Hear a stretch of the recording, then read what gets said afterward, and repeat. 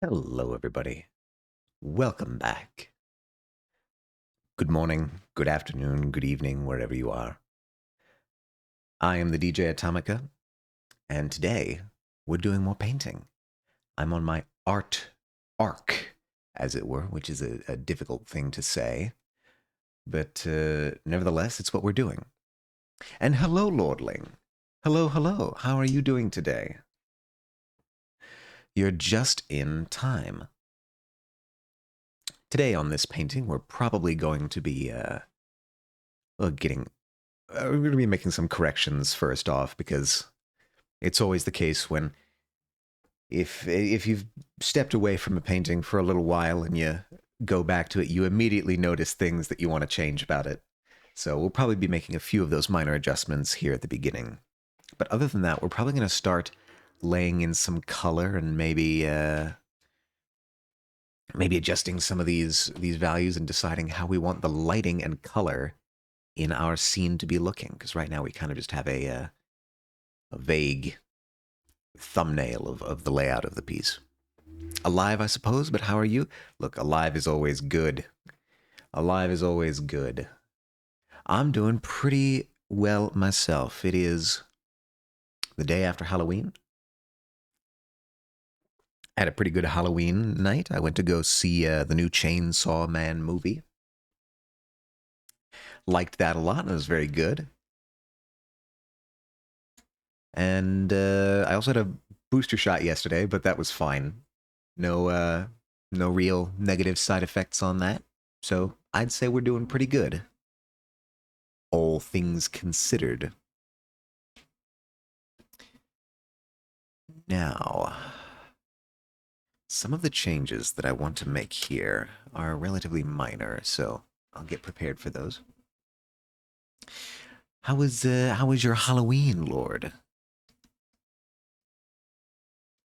I hope it was well, if nothing else, a peaceful experience. I'm in a relatively noisy part of my town on a relatively noisy street.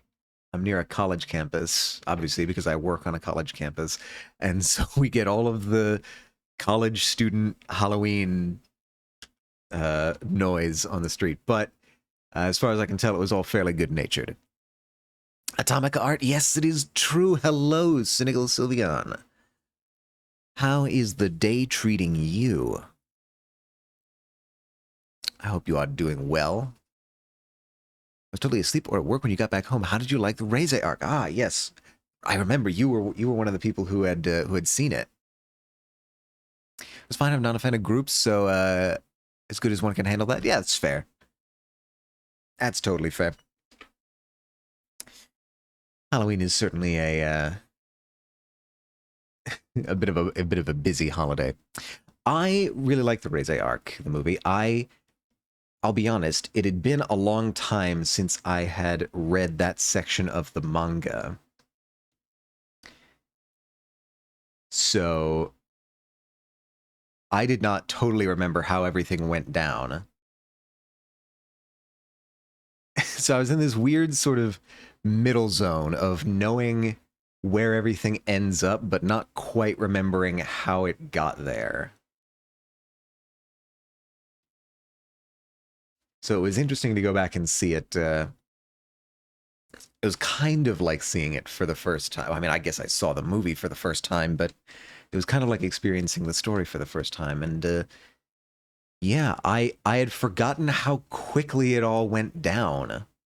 I will try to avoid spoilers for anybody in the audience who has not seen it. It's okay. You can say you cried when the music changed. What music changed? I see. This is a hard discussion to have without spoilers. Um, so like the going into it, I'll admit I was a little skeptical about the art style change, right? Because I really liked the art style of the first season of Chainsaw Man. So going into it, I was like, okay, I can tell that the art style is different.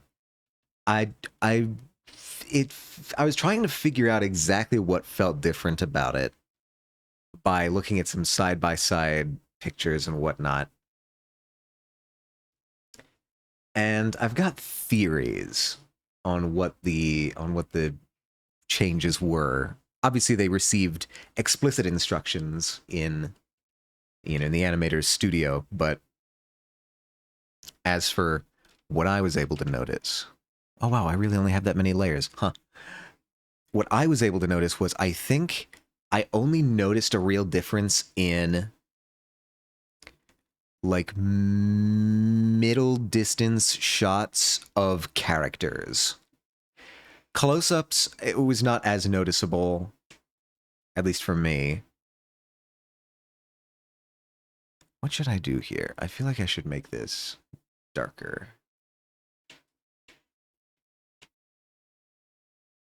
That feels more right. We're going to have to decide where the sun is coming from at some point.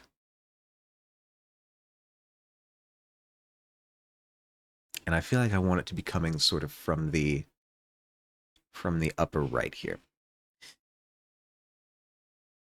I'll tell you what really struck me about the movie coming out of it was how short the credits were. Um I'm used to these movies that have like, 15, 20-minute long credits.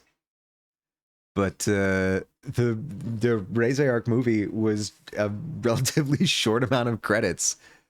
It only felt like maybe 5 minutes to me. I mostly was excited because the Pokemon anime doing the same thing to its character designs led to an absolute peak that was Sun and Moon. See, the only real difference that I can notice, they didn't change their character designs. They just sort of changed the way they did the art styling and the rendering. The only major difference that I could see was they did not go as detailed on the shadows. That's really the only major difference I can see. Because I mean, I can certainly see that like they've adjusted some of the saturation on the colors, but honestly, not that much. Some of the line art is a little bit rougher and sketchier, but again, not by much. The only real major noticeable difference that I saw was that um they were using less complex shading.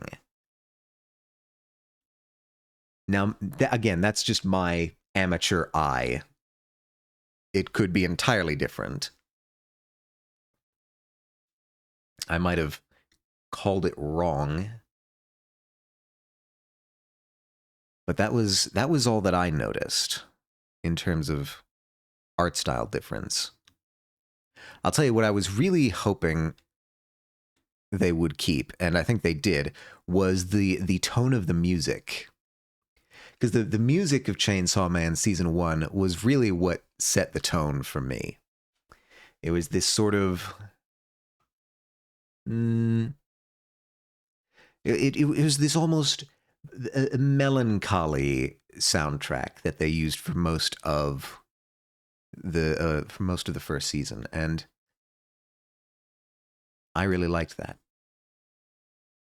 Right, so what I'm doing here is I'm just sort of creating a gradient in the sky to indicate that the sun is coming a little bit more from this direction.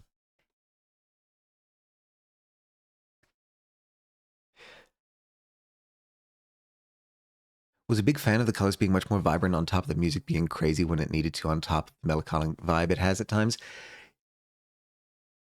I I I haven't analyzed it super hard. The the action was definitely more frantic in the movie. That's to be certain.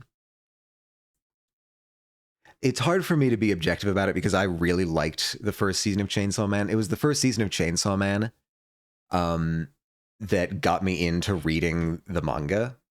So like the aesthetic and the tone and the mood of the first season is how I imagined it reading the manga. So I have a special place in my heart for the sensibilities of the first season. I don't know. Maybe that's fine. I think that's fine. All right, we'll call you Sky Radiant. Sorry, I had like an energy drink and a half before watching it. I saw everything. So this is the thing. Like I've seen like comparison photos of. Yeah, let me see if I can. Let me see if I can drop this in and take a look at this. So like this is the meme, right? The comparison between the first season up here and the movie. I don't know if you can even see my cursor on this, but when I look at this, like, yeah, okay, the hair color is a bit more saturated. Like, so it's like the reds are a bit more saturated, but like I don't think there's that much more line art. Really, honestly, the only difference I can really see is they did less complex shading on like the hair and the face. That's really the only difference I can see.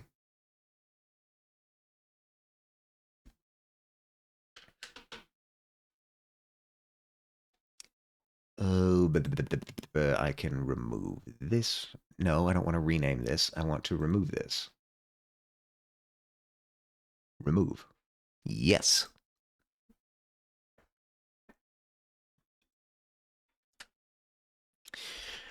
All right. So I've got a little bit of a gradient going in the sky here now. The line work is also simpler where it's allowed to be. Well, but I think that's like I think that's they did that in the first season too. I mean, they do that in any anime. Like they're not for like for a distant shot, like where somebody's in the wide. They're not going to have super complex line art for a character because it's detail that's pointless and difficult. I really honestly think the differences are very subtle.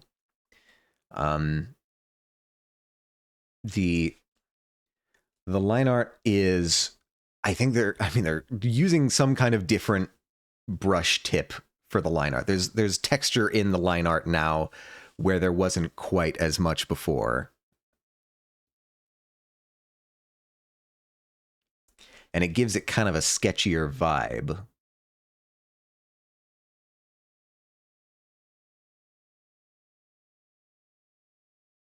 What do I want for okay, I think we need to start adding color.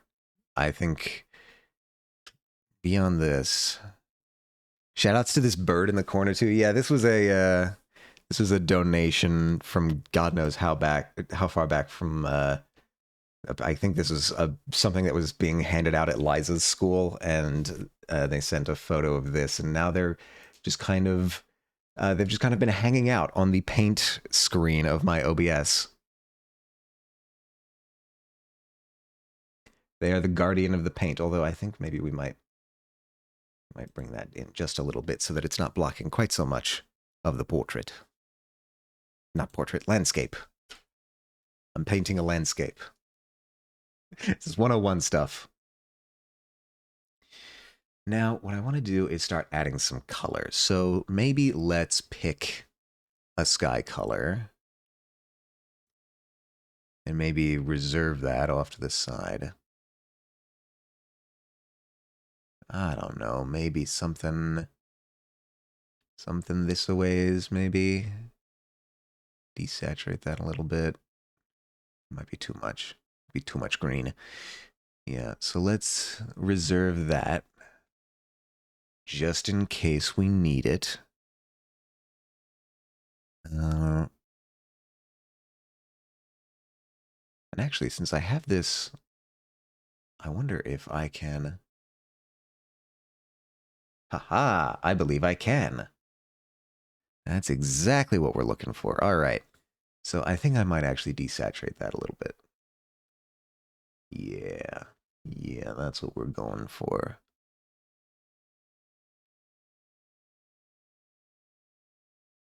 Though I wonder if, since we're moving away from the sun here, it might be worth bluing this up a little bit and actually saturating it more. Maybe a bit brighter. Yeah. I think we're on the right track here. Maybe just a smidge brighter. Okay. I think that's a good start. We can obviously adjust that more later. Okay, so this gradient, let's see, what can we do here? We could set this to screen and maybe color dodge. Color dodge. Let's try color dodge. Then let's come in with this slightly brighter, greener. Let's actually desaturate you a little bit.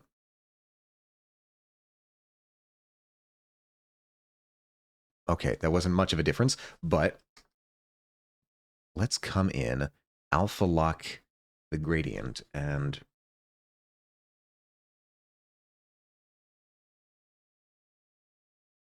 okay, we need to go a bit slower here so the system can keep up. Now, it's not going to look like this in the final instance because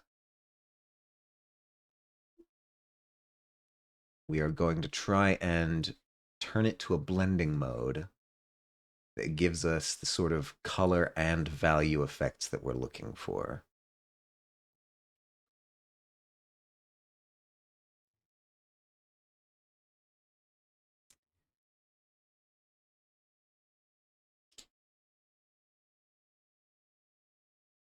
I think this gradient is still going over this way. That's fine. So color dodge, probably not. I'm just going to start experimenting with some of the blending modes here and see if we can't. Yeah, I think screen is sort of what we're looking for here.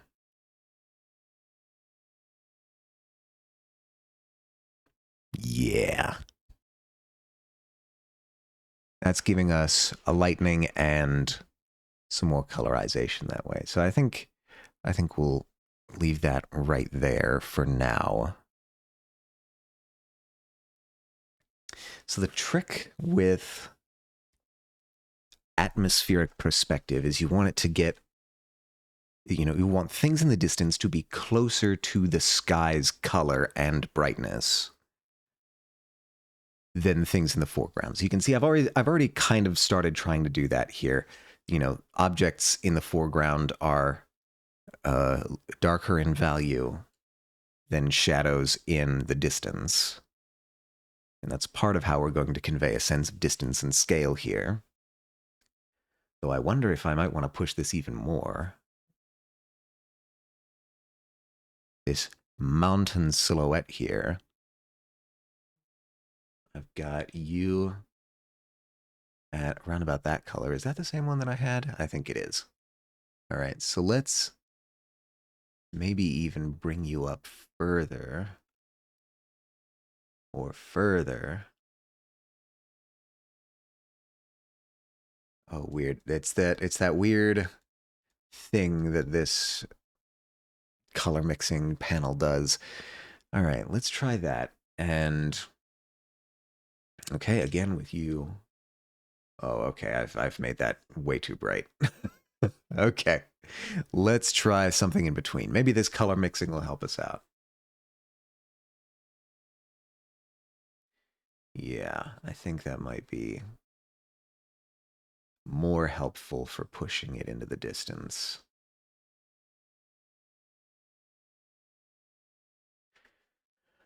Okay. And even on this highlight layer, I've got a little bit of darkening as it moves into the foreground. Though, in retrospect, I'm not sure that's actually appropriate to have that on the highlights. If anything, that should be on the shadows, but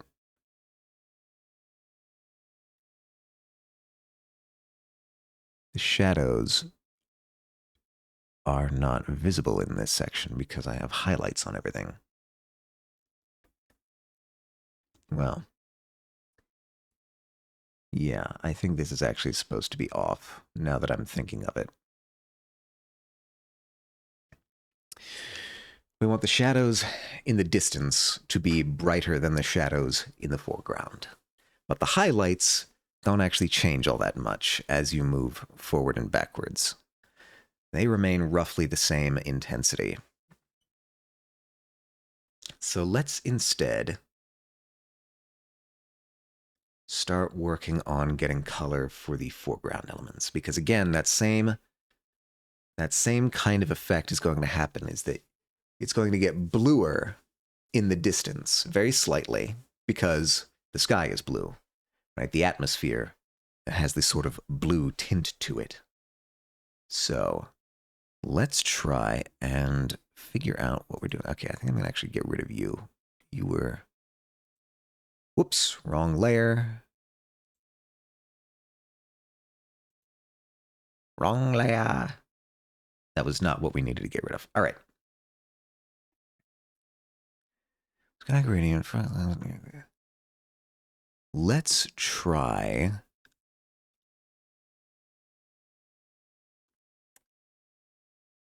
on the... We want this to be above all of the mountain shapes. Let's try just doing it by hand. Why not? If it fails, we can always use the gradient tool later. But let's take you. Let's set this to, I don't know, hue for right now. Let's get a round brush, get you nice and wide. And then just go super fuzzy and super faint.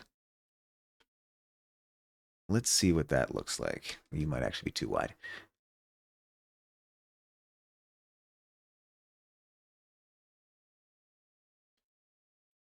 You might also be too faint, now that I'm looking at it.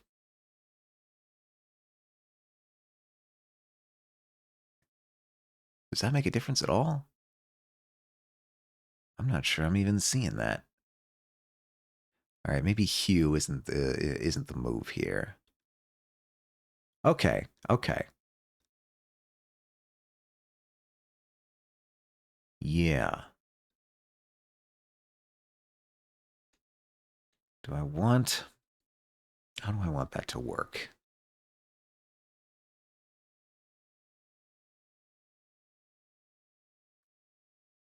I think... Whoops. Oh, boy.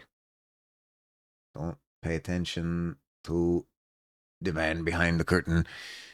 Let's figure out... This is currently a solid color, but I'm not sure I want that. So let's go instead color. Yeah. That will... Is that affecting the layers behind it? I don't... slightly. That's fine, though. So this sort of... This hue change is hopefully going to be gradual and subtle as we move into the distance. Oh my god, I keep doing that. I keep accidentally grabbing the edge of the program.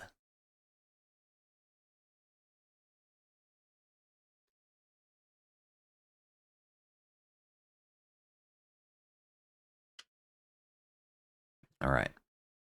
Zoom out, see how that looks. All right, that's looking okay for now. I wonder if I might even just bring this down a bit. It's not, you don't want it to be super duper noticeable. But it needs to be partially noticeable.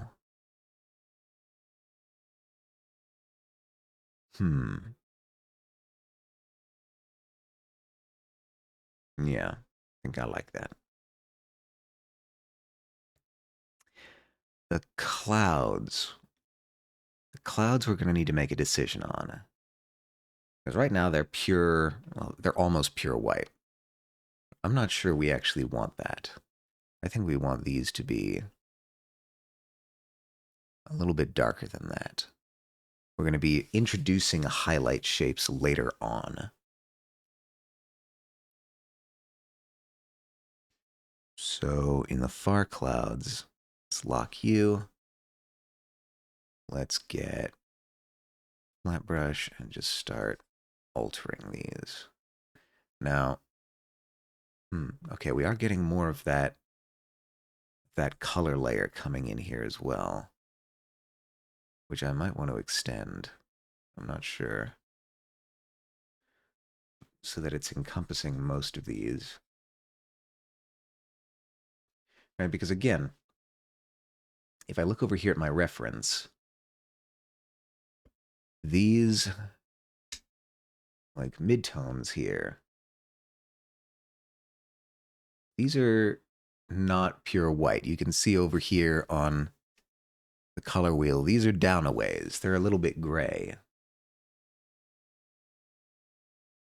I worry that I might be too far. No, these are actually roughly at about the same value level as the midtones in the reference. So I might be right on the money here.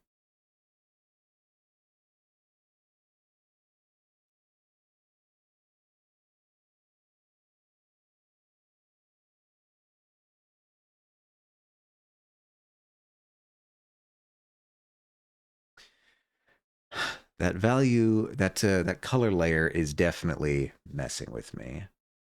So I might need to change that.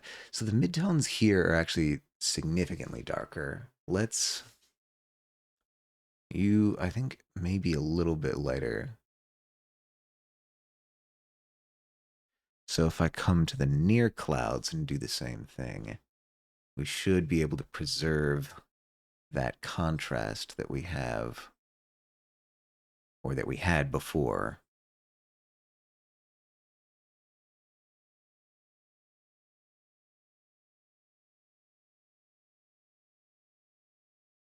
All right. Now this color layer, what if I just clip this? What if I clip in the studio paint? That works for the mountain.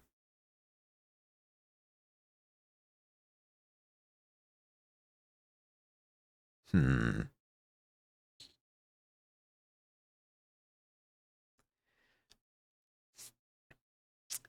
But these clouds do need to be more blue. Because right now I think we've got the shadows displayed here, or at least the midtones.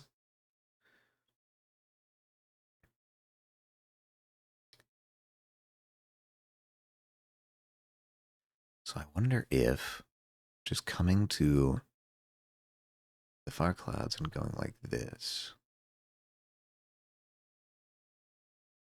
Is that too much? I feel like that's too much.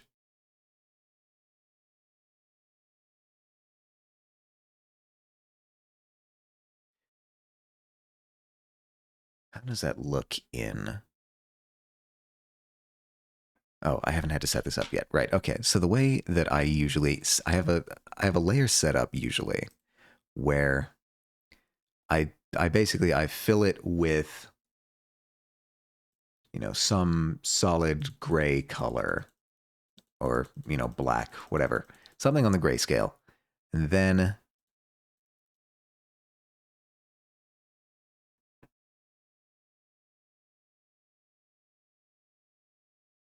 why is this not 100% opacity? What's going on here?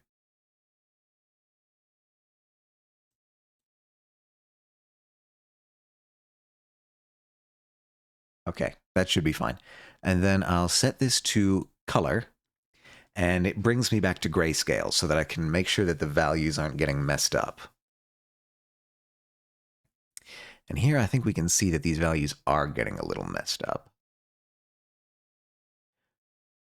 And the nice thing about this is that I can turn this on or off to check. So now I'm wondering,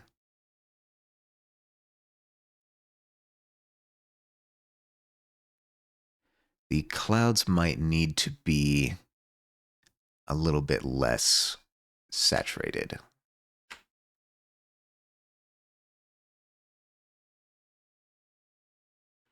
I think that's roughly where I was. All right, so in the far clouds, let's let's actually bring you like here and see how that looks. Can I? Oh, I can. That makes it much easier. Yeah, you can see this is starting to get a little bit muddy here. I can only imagine how this looks with the grayscale filter on. Yeah. So what we're going to need is we're going to need these clouds to be a little bit higher in key, I think. Oops. Interesting. If that's off, will you work? You will not. All right, let's do this by hand then.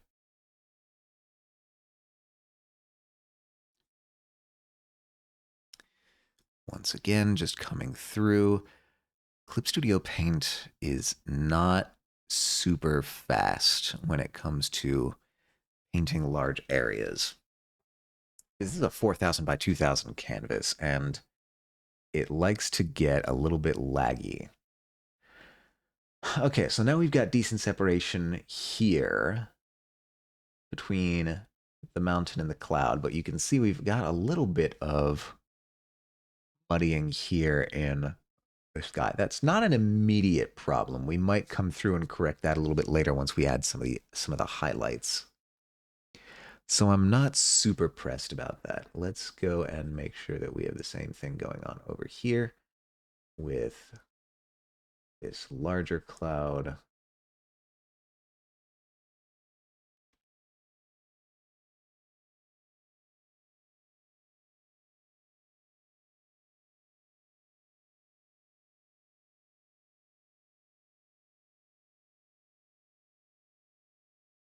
I've got a little bit of extra area over here that's not right. This little thing of blue, let's, if we can just safely grab that, move that over here.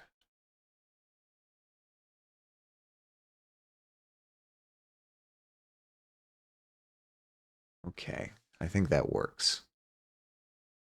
But we do sacrifice a lot of area that way. Let's just move this way and then unlocking the alpha of this layer, we can just fill that in. Cool. Very good. I'll lock that back up. Okay.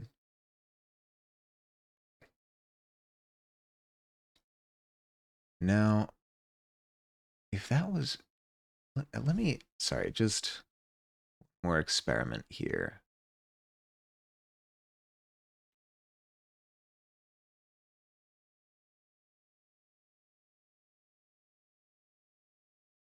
How does that look? You know, I think we're still basically in the same area. That's fine. I'm okay with that. So let's do the same. We're here, get a little bit more blue in the clouds.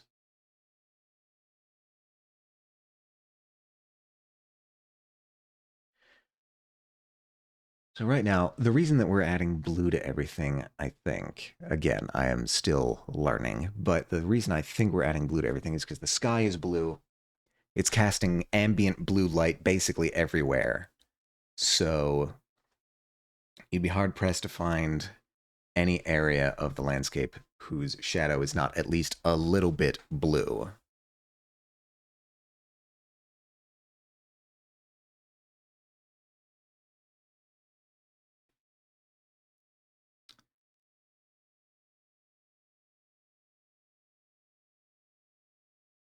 So actually, I wonder if just like taking a representative blue color, stashing this over here, I wonder if just like adding a color layer to everything would work.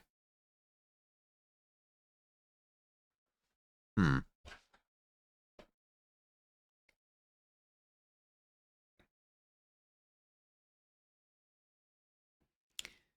Well, it's worth a shot. Let's give it a try. let's just stash a bunch of blue somewhere. And then, yeah, try it on the near clouds. And we'll clip that. Not as effective, because again, this thing is closer, so there's going to be less blue in it.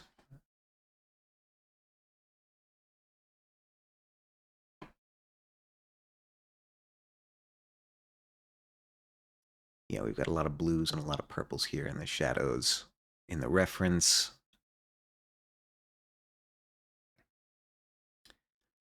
Also a lot of okay, but in down here we've got basically none.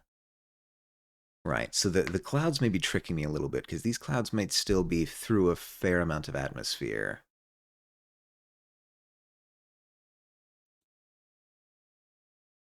So let's just see what looks good. I'll leave it there for now.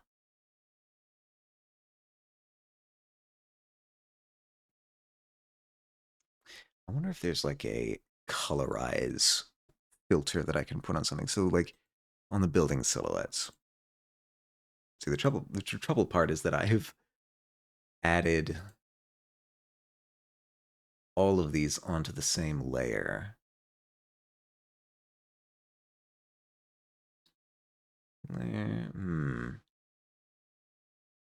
All right, so the way Clip Studio does this is a little bit different. Color correction, tonal curves, color balance.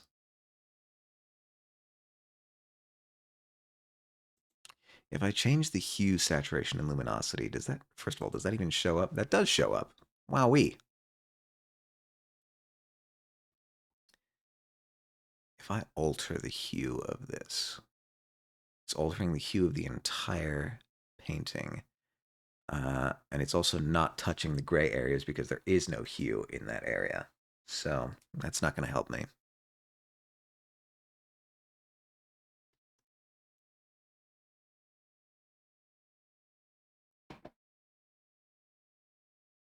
If I copy this, or duplicate it, I guess, bring it above the building silhouette. Yeah, it is, by setting it to color, it is taking account of the difference in value that the different sections have. So that might be worth doing generally.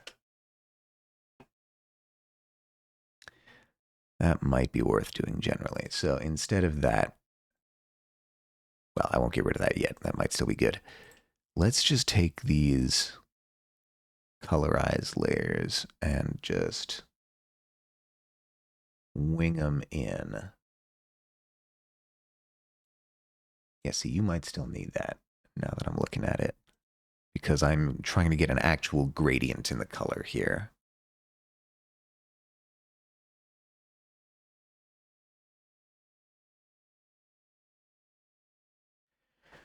And then maybe in... Ooh, hold on. What? Oh, right, because I didn't fully encompass this layer again. Excuse that. Let me just actually do that. Let me fully get this color or this value painted across this entire layer just in case I need to be doing something wild with it later on.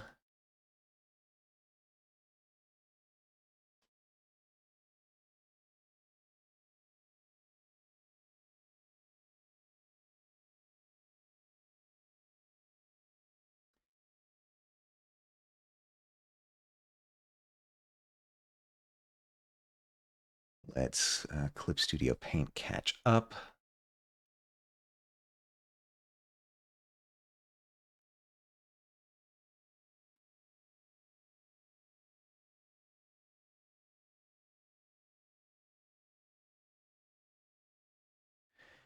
And I've completely lost where Clip Studio is. There we go. All right, we're back in the present. God, I don't know what it is about Clip Studio that I think it's something that like it doesn't GPU accelerate or something like that that makes it so that these broad brushstrokes can really bog down the compute a little bit.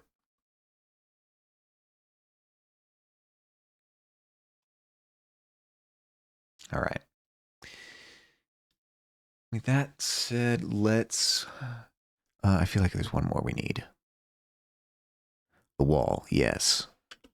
The wall silhouette. Let me just duplicate this. Bam. The wall should also be. Yes. All right, I think that works. It's a subtle blue on everything, but you know, I might actually.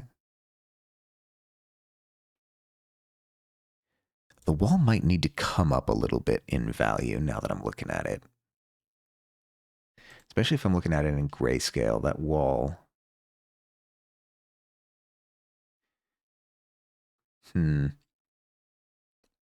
Yeah, I think we're not quite getting the proper scaling on the values here. So let me turn off all the color layers so that we can just work on this value-wise. Bam. Everything else beneath that is fine. I'm not touching that.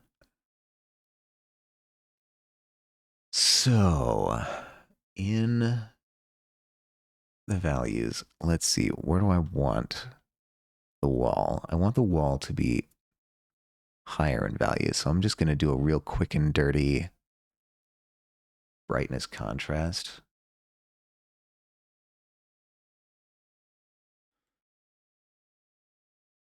A little bit closer than this, but not by much.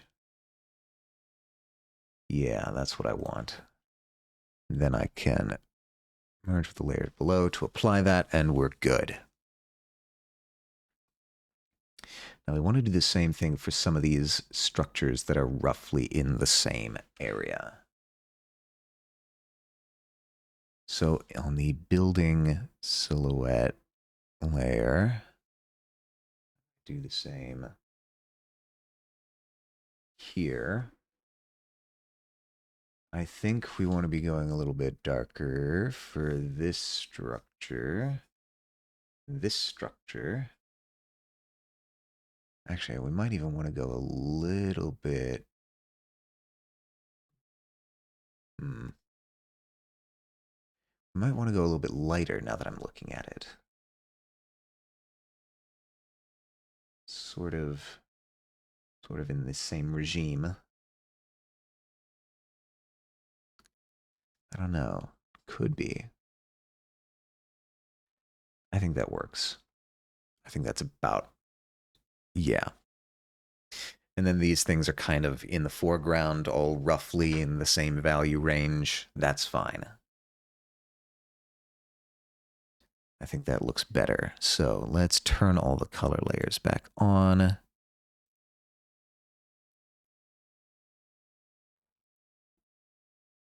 I don't know why I turned you off. All right, how are we looking? Value-wise, we're looking okay. I worry the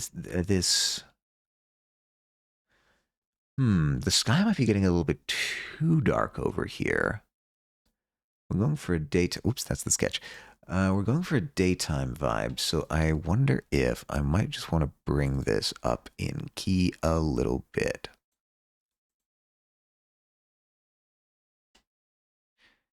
How's that look? We are muddying some of the values here on the mountain, and we definitely don't want to do that. So let's, first of all, okay, that's better. That's better. Good morning, Atomica. Hope you are well. Hello, Kixie. I am doing pretty damn fantastic. How are you doing? You were last seen just chatting. I presume a good conversation about an indie game of some sort? Thank you for the shout out. Oh, of course, of course. You get automatically shouted out. I have instructed the programs to do this. Uh, uh, but yes, how I hope your Saturday is treating you well. I hope you're having a good morning. We are just sort of trying to mess around with colors and values and just sort of tweaking things to make them look right. We're in the sort of uninteresting middle phase where we're not really working on details quite yet, but we're also not quite in the interesting part of figuring out the shapes and blocking everything yet, or anymore. I was playing Clover Pit last, but already changed my title for today. But I do yap a lot. Yes. No. This is the good thing about Kixie streams is that you are a comprehensive font of knowledge on indie games. But what is Clover Pit? And forgive me, I don't know. I don't know that one. What is Clover Pit about, and what kind of game is it?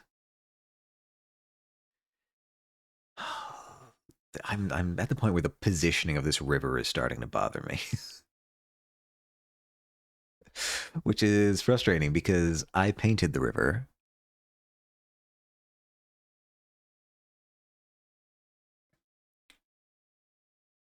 So I'm thinking for the river right now, I might just take a sort of intermediary bright thing and put it in there. Where do I have the river? I have the river here. It's a slot machine roguelike set in the most terrible place ever. It's really good. The most terrible place ever. That's quite a claim.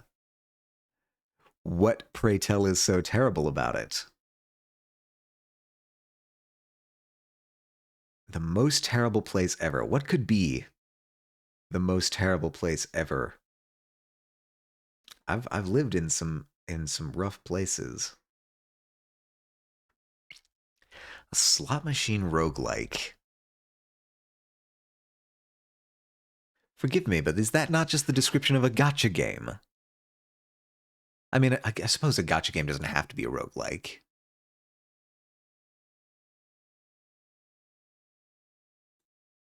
Yeah, I need to adjust the shape of this river.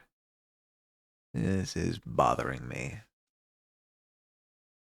We're gonna come and get rid of some of that. And I think right about here we're going to adjust the river's course. We're gonna bring you over.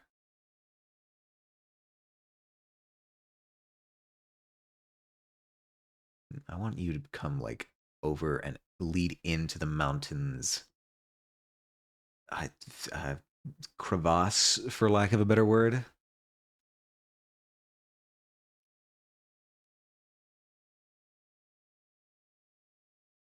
Yeah, I kind of like that.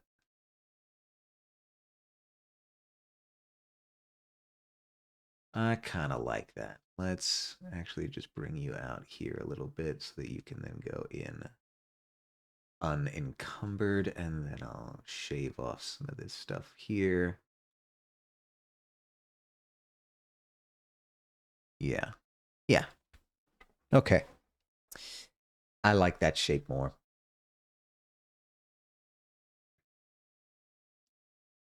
I wonder if when I eventually get into rendering this, it might be better to have like some gaps here to imply like trees blocking the view, at least on this edge. On edges where we might have trees blocking the view. Just sort of break this up a little bit to imply vegetation. And then maybe I'll have some other like offshoots here.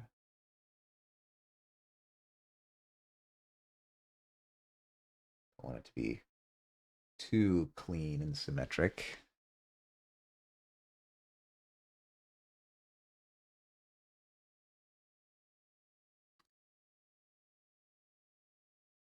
Well, that's just wrong. That's not good. Yeah. All right. And then I feel like as I get closer here, I might want to dig in some detail. The coastline. Just to rough it up a little bit and have it not look too pretty and manicured, despite it clearly being manicured. Hello, Jack. Yes, yes, we are doing art. How are you doing today, Jack? I hope the weekend's treating you well. I hope Halloween treated well. Oh, Kixie, I didn't ask about your how your Halloween was. I hope Halloween was good for you as well. I hope everyone had a good Halloween. I know Halloween isn't necessarily super popular outside of the States, so I don't know if any overseas people really care about Halloween. But I hope you had a good one anyway.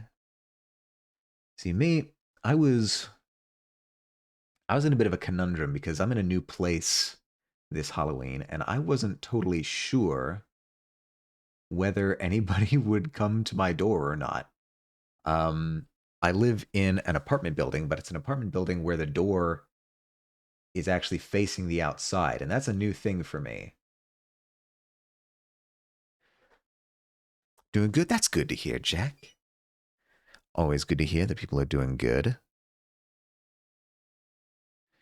Yeah, so I bought candy this year. I bought more candy than I probably should have because I was unsure how many people I was going to get,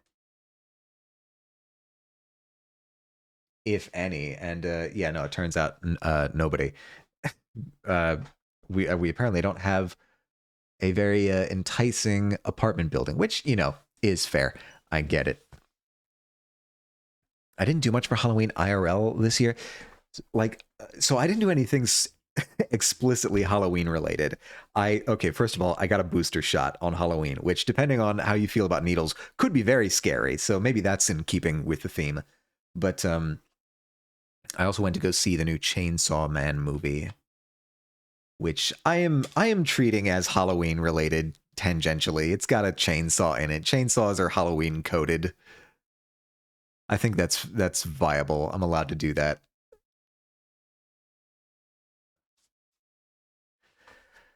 How did you like the movie? I really liked it. I'm a big Chainsaw Man fan generally, so I was excited to see it. They there was only one showing after I got out of work, which seems insane to me. But yeah, I wanted to go see it dubbed because I like the dub. Um, but you know, all they had in a time slot where I could go see it is the sub. I want to see it really bad, but we'll probably wait for it to be streaming. That yeah, I was honestly I was on that debate myself on whether I wanted to go see it in theaters. I figured, you know, it was a special occasion, might as well. Do you read the manga? Yes, yes, I read the manga every week or every 2 weeks or whenever it comes out. It is not necessarily a consistent schedule, but I always appreciate a new issue. It's one of the few things that makes Tuesdays nice. Me too. Yeah, yeah, yeah. Boy, I I don't know a lot of people who have gotten caught up with the manga, and it's a real shame because it is it is wild, and I don't have anyone to talk about it with. It is every now like every for the past year or so, I it's just been nonstop madness, one after another. Oh, I think we're switching music. Hold on, hold on. Continue watching. Yeah, all right. Now we're on to Frostline Snowy Blade Runner Ambiance. All right, let's see what this has in store for us. How long has my thing been frozen? God damn it, I thought we fixed this.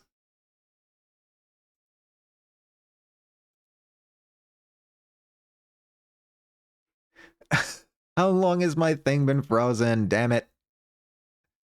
I had this problem. God, it's been. Oh, Jesus. Hey, look, it's blue now. God. Oh, this is... All right, we're back. Chainsaw Man Tuesdays is a thing for me too. The recent developments are... they're absolutely bonkers. But it's kind of always like that. I don't know. Like, I mean, fair enough, but I feel like there's something different about the more recent sections of it. Like, okay,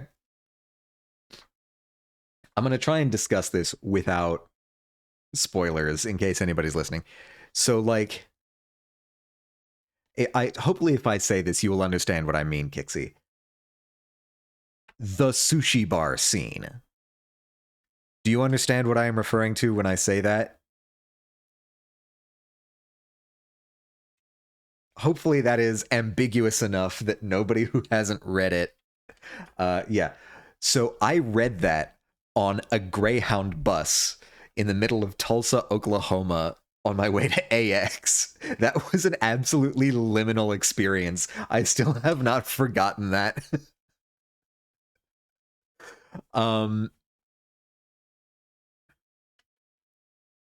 it and pretty much since then, it has been a nonstop train of what the fuck. I'm waiting to see where he's going with all this. It seems nuts, but every time I've thought that before, he's had a plan. I I am just good. I've learned to trust the process when it comes to Chainsaw Man. Yeah, also, just it in the event that you notice my stream seeming to have frozen, let me know because this was fixed last time and I don't know why it became unfixed. I, I am unsure as to what causes this problem, but occasionally the capture on my I see I thought it was an OBS problem. I thought it was from updating OBS, but Discord also has problems with this. There's a part of me that's starting to think it's Clip Studio Paint.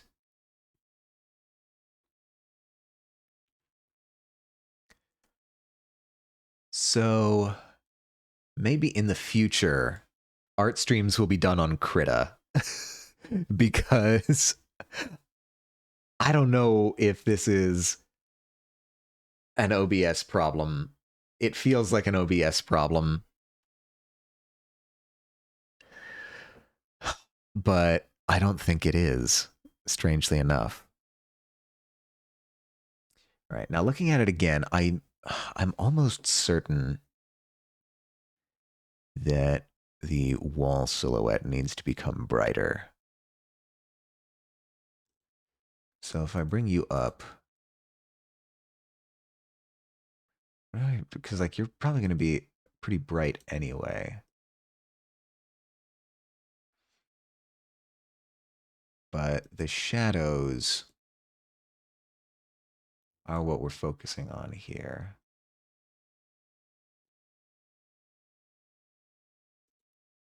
All right, so before and after.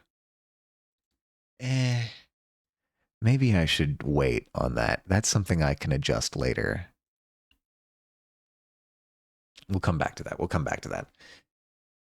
Now, how do I want to handle...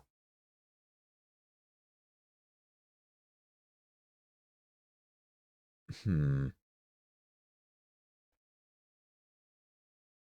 think this is fine value-wise and general color-wise. I think...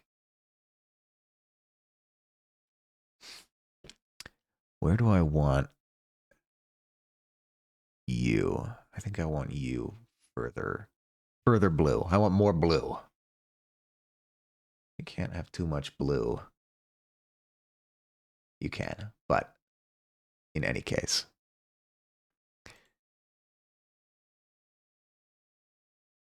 Yeah, I think that works.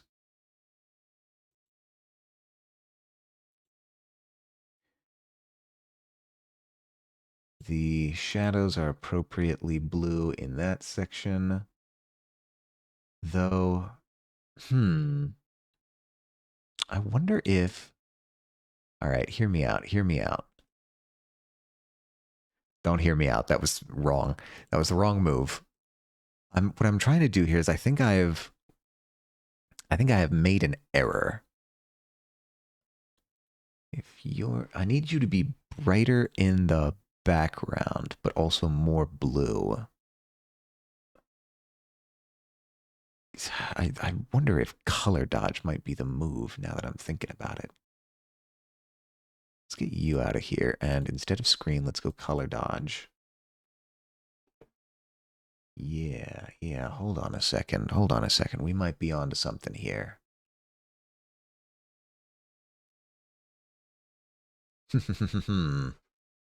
Hmm.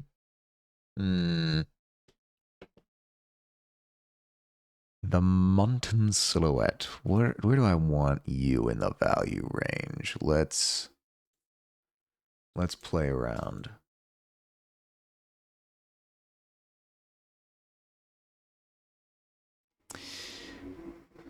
Okay, I want you to be brighter than the buildings. But again, like I think that actually covers me in some respect. So if I just bring that down here, we're getting brighter in the distance. We're also getting more blue. But I think it's the wrong blue. Somehow. I don't know how to explain it. Let me tinker with this a little bit. A stretch redeem? Absolutely. And a hydrate? You're taking care of me, Jack. Thank you so much for both the stretch and hydrate. Everybody, get up, stretch yourself, take care of yourself. If you're thirsty, drink some water. Or, I don't know, some lemon water. I don't know what kind of water you like. Stretching is also important to keep yourself limber, keep the blood flowing, especially for long sessions on the computer. Hold on. You know what I could do? I haven't tried this yet. I have a standing desk. I haven't plugged it in and tried it here at this new place yet, but thinking about it, now might be the occasion. Let's see what it's like. Got outlet right there. Aha. Lemon water is nice. I do enjoy a lemon water from time to time, especially if I'm out at a restaurant.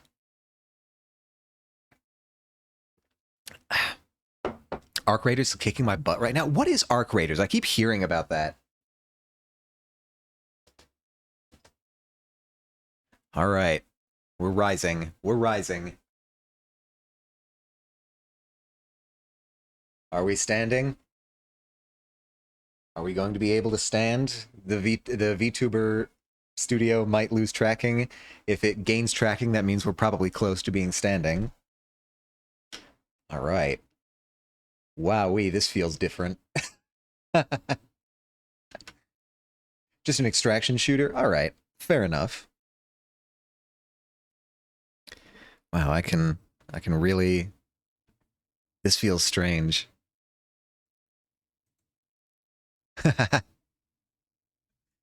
Extraction shooter with collecting stuff. I think that's a common theme in extraction shooters. Yes, you go in, you grab stuff, you extract. All right. Wow, this feels weird. Not just painting standing up, but streaming standing up. It feels odd. But let's see if we get used to it. Excuse me. All right. So, I like the idea of using color dodge here. So let's instead, let's just, I think, okay, you are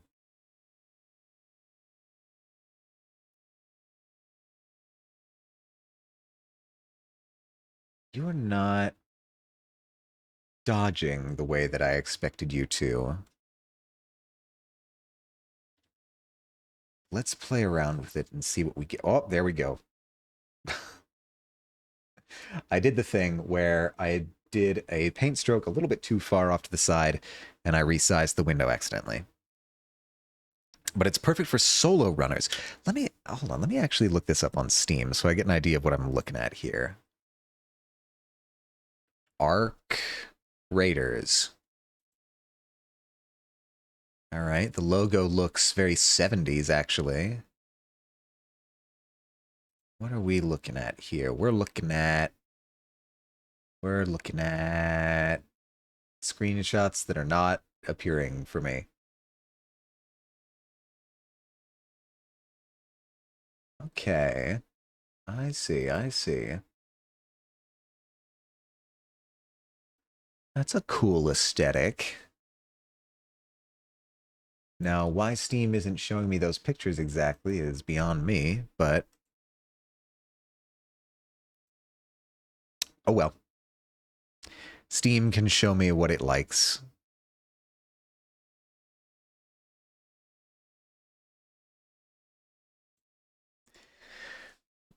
Yeah, that looks cool. What do you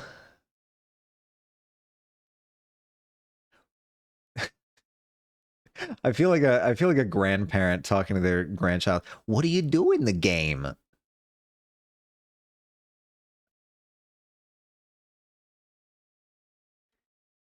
Are there points? Do you play as the Marios? All right. This dodge is working a lot better than it was a minute ago. So yeah, I like this.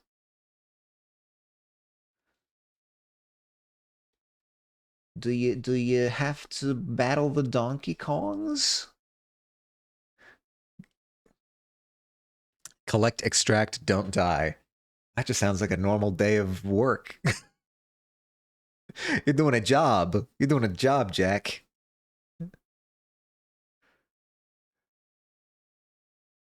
Oh, that's weird. But I think this is actually on the net good.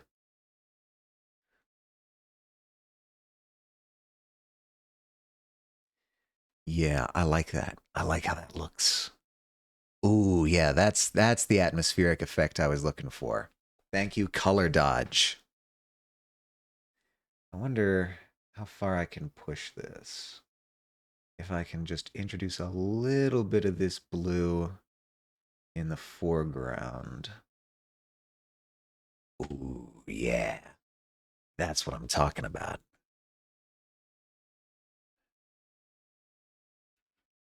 I like it. I like it. So I'm just kind of staring at that. I like how that looks. All right, so the next step is to incorporate this somehow.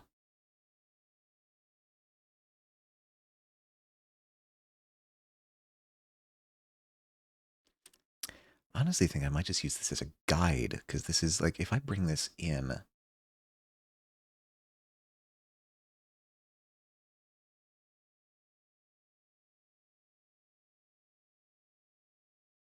hmm, it's interesting. Bringing this in with transparency gives me a little bit of wiggle room, but if I bring this up to opaque, it starts looking weird. Stuff you get can be made into tools for better stuff. Okay, so there's like a crafting upgrades element to it. It sounds like a good way to spend some time if you enjoy such genres. Actually, excuse me 1 second. I'm gonna go to the bathroom real quick. I should be back in no more than 2 minutes. I'm gonna put you on intermission briefly. Um, or I suppose I could just mute myself and leave you with with the painting in its progress. So I'll be back in 2 shakes.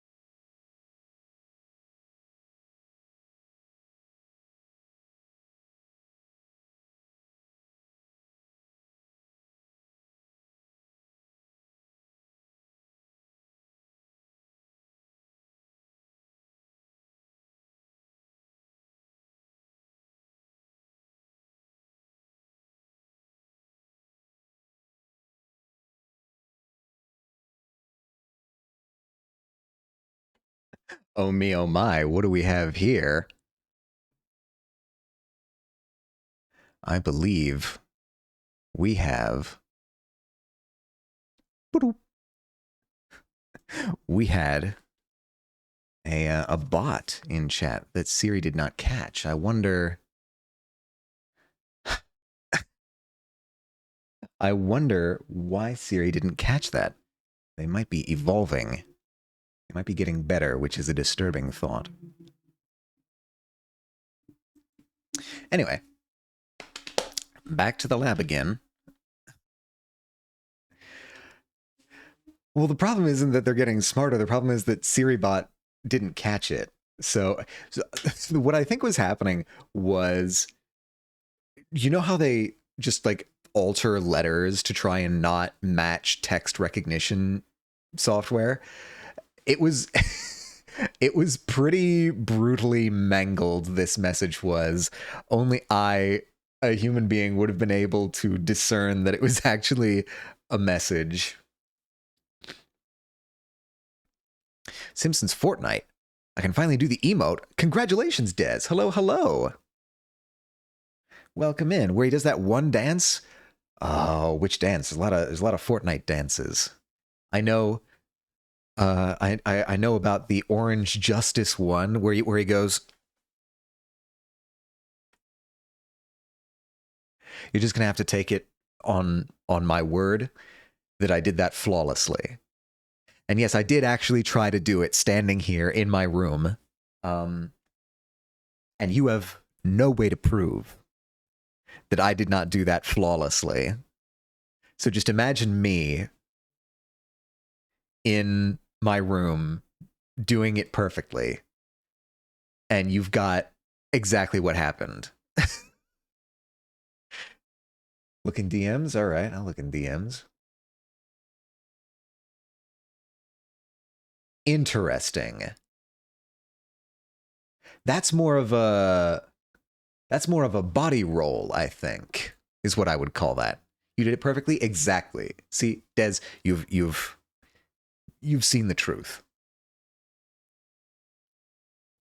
Doing a body, I don't know what else to call that. A hip roll, maybe? I'm trying to... Yes, I am also trying to do that one live in my room. Don't worry about it. That one also went flawlessly. You know the truth. You know the truth.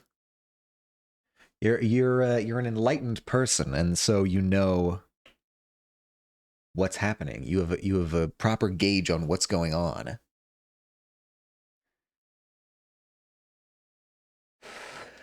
Okay, so now that I've got this this atmosphere looking the way that I want, uh, you're not. No, you're not. Right. That's not correct. You I can get rid of. I guess the next step is to I guess just start painting in the actual mountain detail. So here's the reference that we're using. Yes, okay. Right? OBS is still functioning. That's good. That means it's not making me refresh every 5 minutes. Hello there, motorcycle.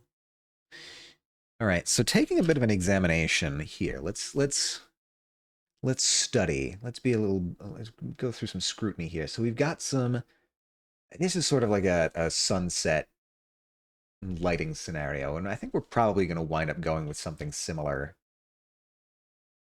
Um, so then thinking about it, might it not be prudent to examine the... Okay, you're actually way too... To examine the gradient in the sky here, we've got...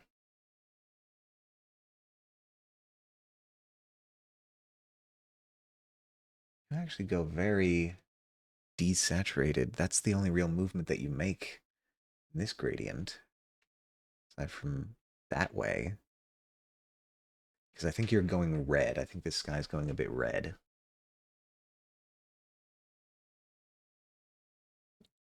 I don't know if I want to go that deep sunset. Well,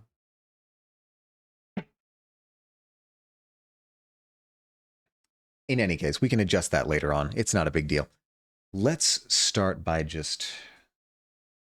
let's do some painting. That's what we're going to do.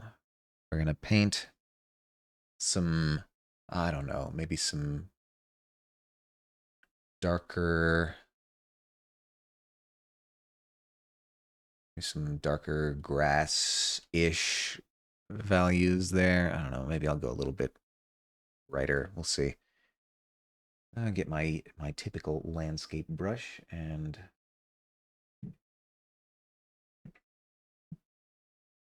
Well, first of all, this needs to be clipped to... No, not that. I want clip. That's what I want.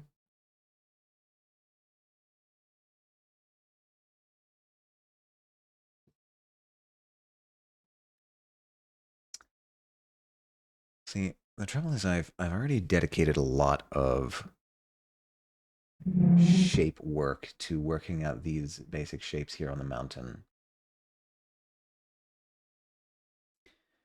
I think I'm happy with the contrast of this, but I might want to actually, if I am properly aware of what color this is, I might want to come in here and just sort of add some extra little details in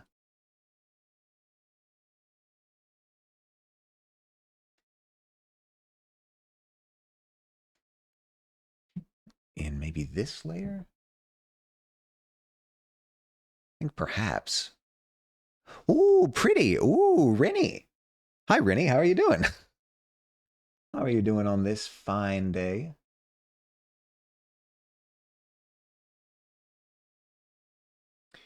It's a Rennie. The goat, it is true. I hope the day is treating you well. I hope Halloween treated you well. Might want to just throw in some extra stuff there. And then maybe come out here with some...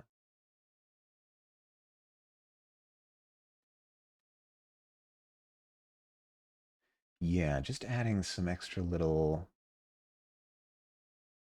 flourishes along the shape of this mountain. Doing pretty good. About to get Chipotle for lunch. Ooh. Now, I know I've asked you this question before at some point. I forget if it was in your stream or somebody else's, but what's your go-to Chipotle order? I am ashamed to say I have a fairly unremarkable order that I usually get at Chipotle.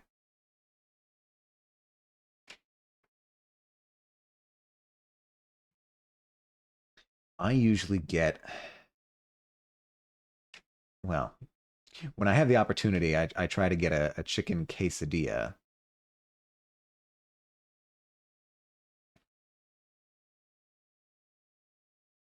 Yeah, I like how this is actually looking. But when I can't get a chicken quesadilla, I'll usually go for, sad to say, a chicken burrito with basically just chicken and cheese on it, and occasionally sour cream on the side. This is my this is my white boy order at Chipotle.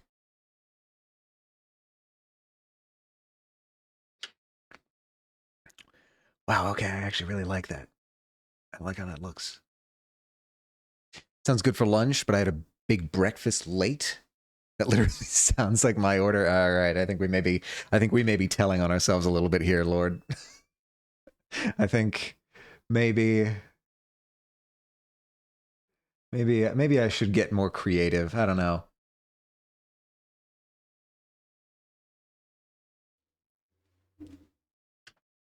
Well, it's changed now because of dietary restrictions. Fair, fair. But I get a bowl with brown rice, no beans, double steak carne asada, fajita veggies, medium salsa, double corn, cheese, sour cream, guacamole, and red chimichurri sauce on the side. I didn't know they had chimichurri sauce. I did not know that. I learned something today. It's new? Oh, okay, that explains it. No wonder I haven't heard of it before. I'm just like, God, have I not been? How long has this been there? No, it's fine. Chicken, no beans, white rice, cheese. Okay, you didn't put a comma between cheese and lettuce, Lord, and you broke my brain for a nanosecond. Cheese, lettuce, and sour cream, not cheese lettuce, which I can only presume is a far more egregious sin against the culinary arts. Um, all according to plan. I do that on purpose. Then your plan is coming to fruition. Everything is as you decreed it.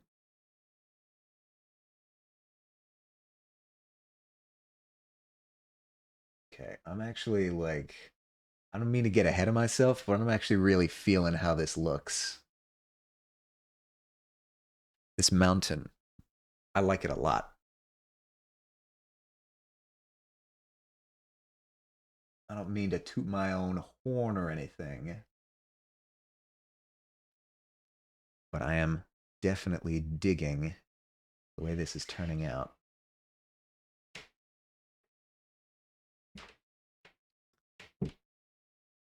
I think I want a little more structure over on this side. Not a ton, but a little bit. I think when the time comes, I think I'm gonna want to boost up the value on this side and maybe leave this side a little bit more in dark. But I think I can handle that later.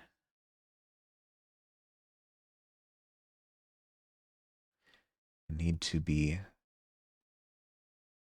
careful of what I am doing over here, especially on the peripheries. I'm very basic on my food choices, and that's not to say I won't eat and enjoy fancier foods. It's just not what comes to mind. Yeah, there's also the expense aspect to it. Anything that you're sort of boosting in terms of extra toppings or processes done to your food, you're necessarily going to be incurring greater expense. But The nice thing about Chipotle, regardless of how you like your burritos or your tacos or your bowls or whatever, the thing that's really nice about Chipotle as a fast food chain is that it's one of the few fast food chains where you can like be reasonably certain that what you're eating is real food. Like it's far from authentic in any conceivable sense, except the sense that the food is authentic food. Like it like okay, that's real chicken, that's real vegetables there, which is not something that you can say for a ton of fast food places. Um, right, like even the nicer fast food places like Five Guys or if you go to Chick-fil-A, like there's still a level of artificiality to it that Chipotle doesn't have. Like Chipotle, that's like, okay, there's a bucket of chicken. I can see the chicken. I can see that it is chicken. You're just adding spices to it and putting it on a burrito. I think that's something that's kind of unique to Chipotle, and I think it's honestly why it's had so much staying power, um, despite the price increases. If you catch my drift.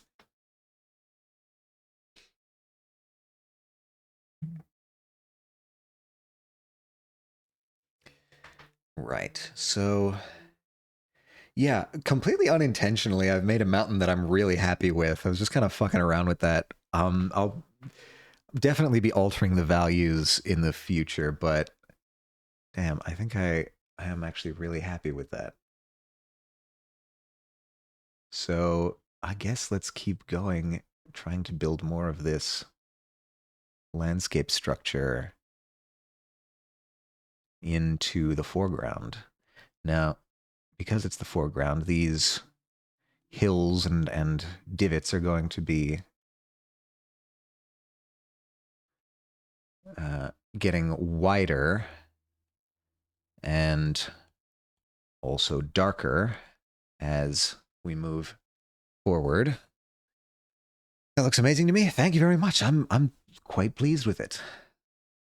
It's nice that, you know, it's kind of in the distance, so the contrast makes it so that the details, your mind kind of implies the details rather than having to explicitly paint everything in. We kind of can keep things a little loose.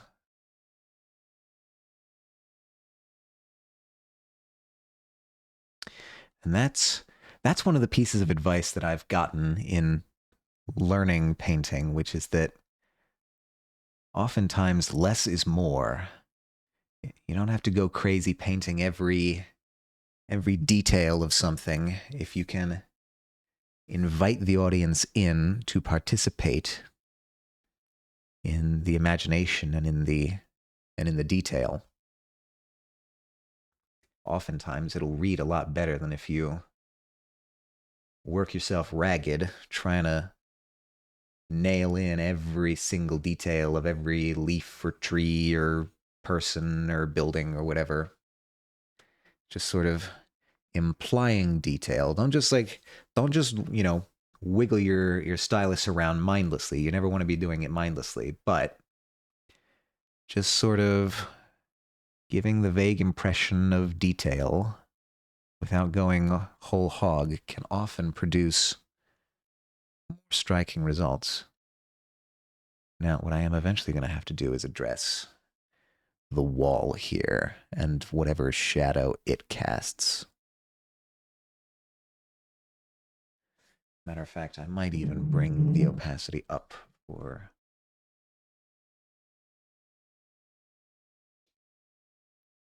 because you're going to be casting a shadow, no doubt about it.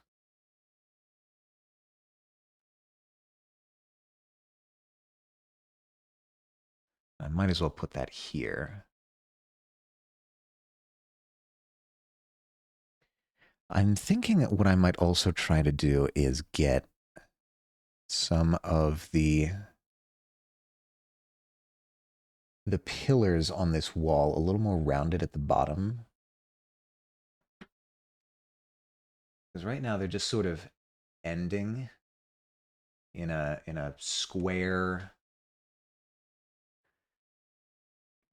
just a complete square cutoff at the bottom. Like if I zoom in, you can see that this is just kind of like, right? It's just kind of a flat end to the pillars, where in reality, if it's a pillar, if it's a cylinder and you're looking at it from above, there's going to be a curve at the bottom here, a very slight curve.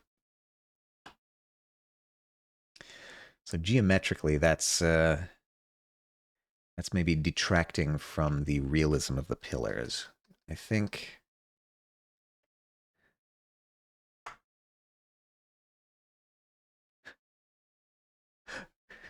I'm getting this incredibly long text chain from my family. What is going on? Oh, I got a package. That's cool. Oh, okay. No, I see. I see what the fuss is about. My sister just got 2 new bunnies. That explains it for sure.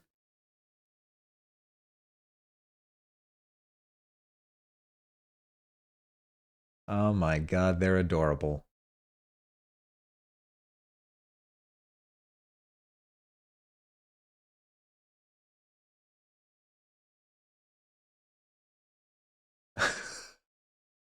Okay.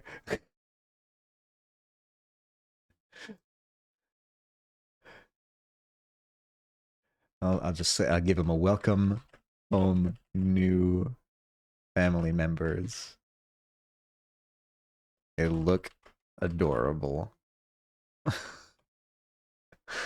Okay, now I understand why everyone was excited. I've been getting like it was like an 18 text message pile up in my notifications. Like, what is going on? Yeah, no, there's new bunnies. That'll do it.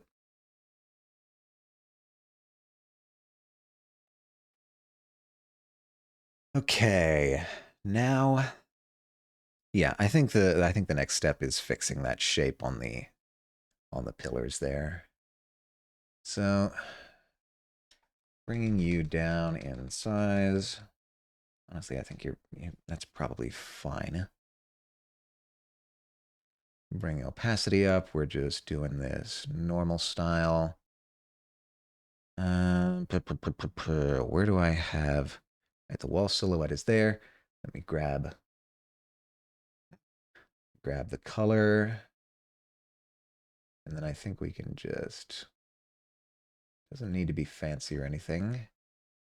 Oh, well, no wonder that didn't help. I'm on the wrong layer. Wall silhouette.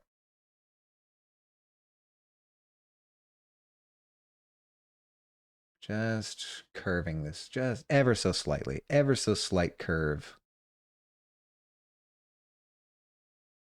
on the bottom of these pillars, and it's just gonna make it make more geometric sense.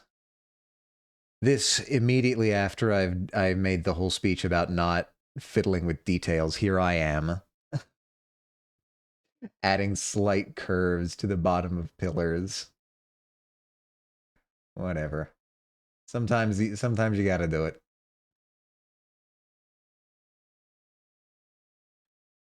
This is me correcting an earlier mistake of not setting up the geometry of these things correctly. And it's all coming back to bite me.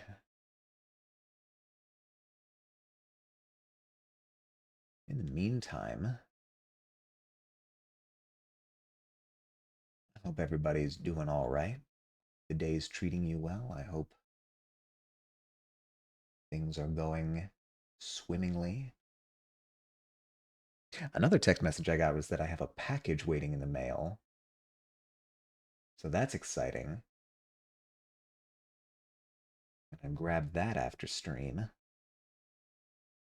Who knows what's in there? I knew that the package was coming.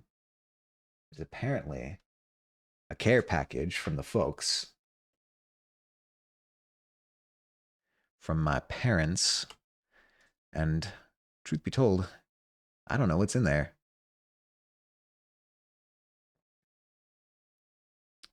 They like to send me little snacks from time to time.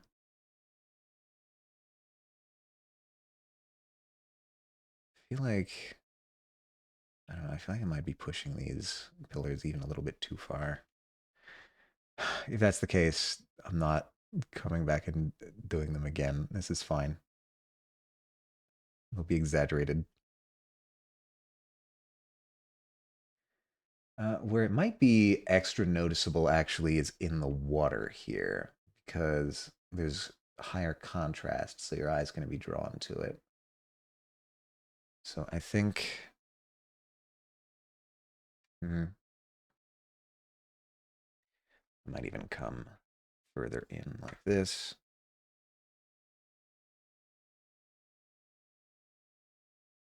And just get a little funky with it.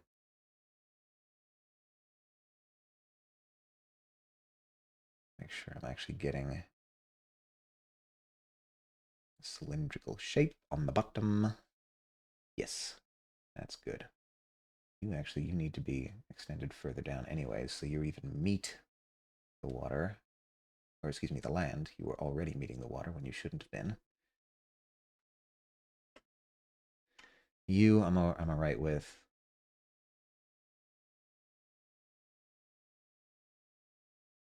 Just capping off some of these pillars down here.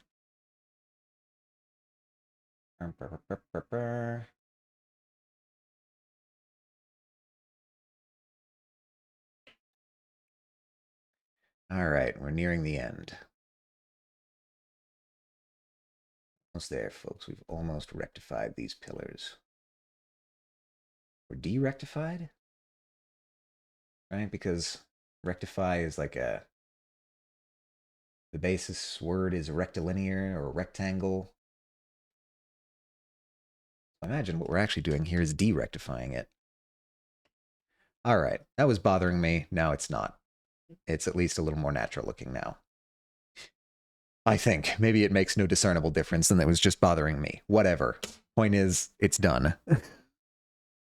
Now we can move on to other parts of the painting. Wow. I know I keep saying this, but zooming back out, and I'm really happy with the atmospheric effect on the mountain. I'm wowie. All right. I gotta get a hold of myself. This river, I think what we're eventually going to do is sort of just like take a template of the sky as a whole and reflect it downwards and maybe do a motion blur and add some waves to it. But for right now, I'm just sort of leaving it as a rough, bright blue shape.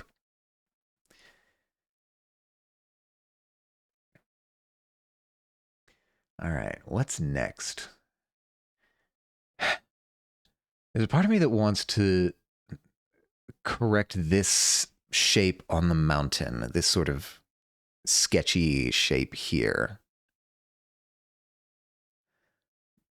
But there's a part of me that also wonders, is that a nice thing to have? It's that sort of painterly brush mark thing. Does that look better or worse if I leave it or get rid of it? So let's experiment. If I take the flat brush and try to erase this, what effect does it give?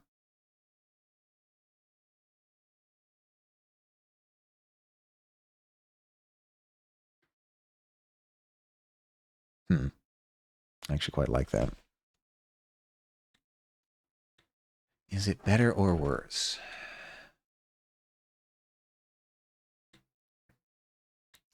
Is it too clean is the question.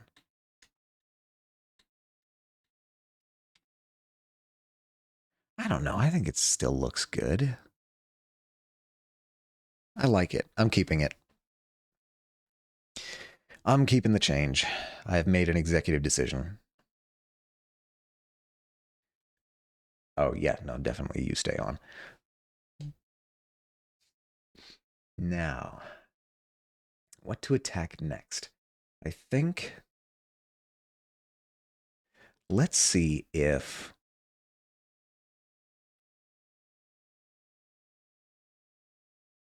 What are you? I don't know you. What does this layer do? God, I should probably go through and relabel some of these layers. So here's a trick that I learned in Clip Studio Paint. I don't know if any other program works like this, but if you don't know what's on a layer, click it and click the transform. 9 times out of 10, you'll get a message like this. There is no object to transform, meaning it's a totally empty layer, and you can afford to get rid of it. All right. Now, having said that, I am about to add a layer there anyway.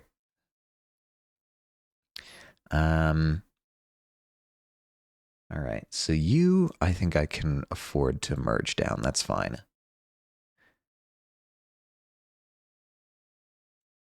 The blue. The blue, I'm not so sure.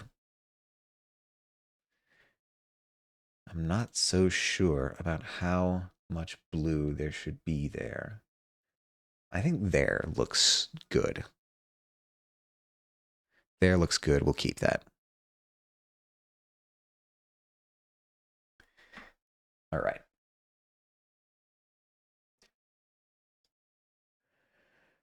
I'm just trying to like clean up the layer stack here by merging layers that I don't need to be separate anymore. This color dodge is giving us that atmospheric effect. I'm absolutely keeping that separate. You're giving us the detail on the mountain. I'm absolutely keeping that separate. This, yeah, no, that brightness contrast is never going to not be on anymore. So I'm just going to merge that and make that part of the official layer. Same with these clouds. I can't imagine that being a problem. Also, it's still a rough shape, so I can change that anytime I want. All right. We've got things a little more clean now. Double checking the values. This is still looking good. Value separation where it needs to be. I like it. Yeah, I actually really like that. Okay. Next, I feel a need to attempt to work out the values of the mountain. Now that we've got like the detailed structure down, since we know the sunlight is coming from the upper right, we know that this face of the mountain is going to be much brighter than this back face of the mountain. And I think if we go over to the reference, we can see that as well. You can see in this picture, the sun is coming from the opposite direction. It's coming from the upper left. And we can see that, whoops, we can see that this face, you can see it easier on the snow, actually. This face is getting much more light than this face, right? These are all kind of,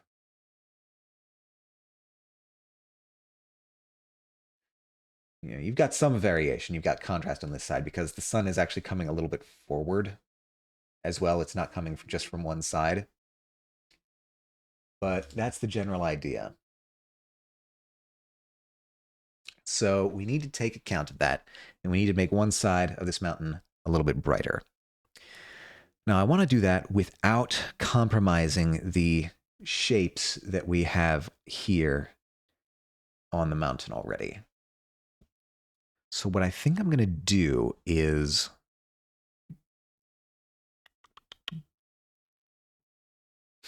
how best to approach this? There's a part of me that wants to just do a layer, clip it below, but I feel like that's clipping it to this. If I don't clip this, what do you... I might be able to clean this up, actually. You know what? That's worth doing. That'll make this process easier. I'm going to clean up the stuff that is supposed to be on the shape layer. I'm going to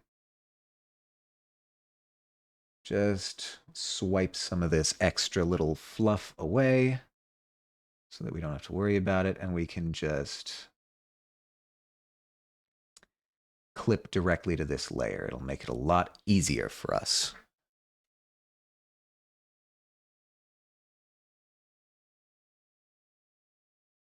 Just gotta be patient and careful near the edges. We'll try and trace that along, just glide it along the edge of the mountain. Whoops, I did that backwards. All right. Fair enough. You got me.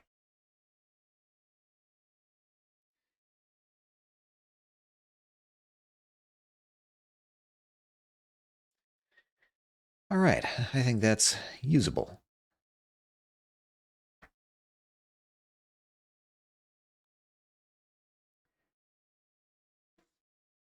I think what I might do is I just might.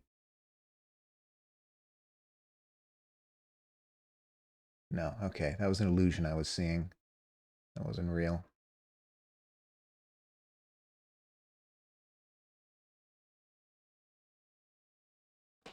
Okay. Cool. Now, what this will allow us to do is add light. Now that I've clipped this new layer to the mountain detail layer, what I can do is grab just a, I don't know, let's bring this over here and maybe just do a color dodge layer again, since that seemed to work so well for us last time. And let's get a soft brush. Soft and relatively transparent. Get you nice and wide. That's too wide. There, that should work. That's the ticket. That's what we're looking for. Adds light to the mountain. Actually, honestly, I think that might be all we need. That might be all the light required. I'll add some over here as well. Honestly, not even sure how much is going to be necessary. Just to add that extra little bit of contrast there. Wowee, I think that is looking pretty good. Now, the nice thing about this is that if we change our mind on how intense we want the contrast to be, we can adjust this by adjusting the opacity of this layer. And you can see it's really not a huge shift. That might even bring it down to like 50% opacity. Yeah. What I also might do is come in here to the far edge of this crevice. I'm in real small and just brighten up this edge to give it a little bit of contrast.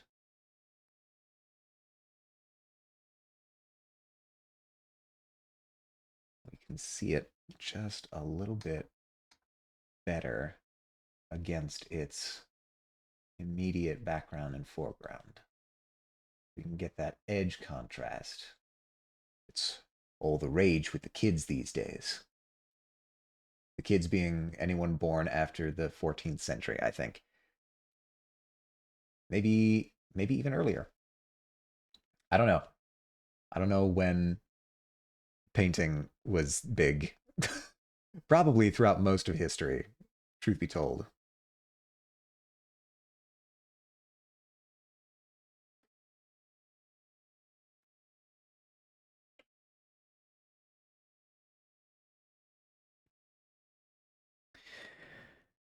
Right.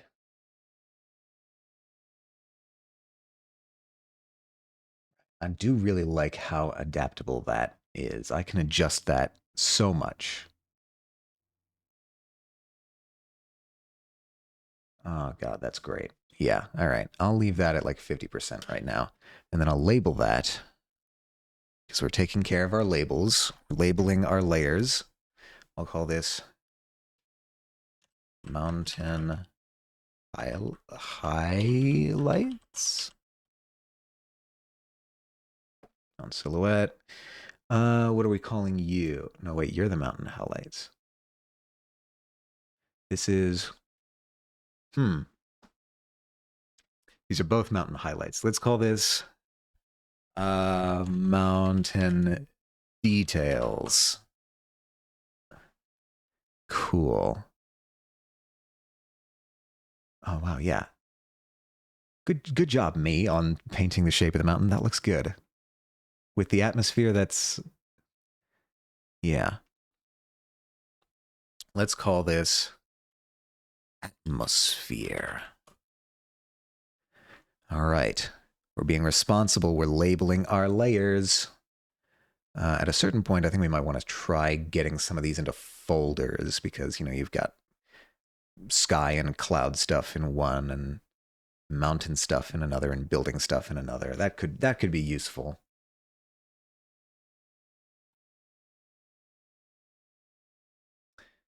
Maybe later, actually, because right now we don't have responsible. Why would you do that? Because I've done it wrong before and it gets messy fast. It is pain born from experience. Mm.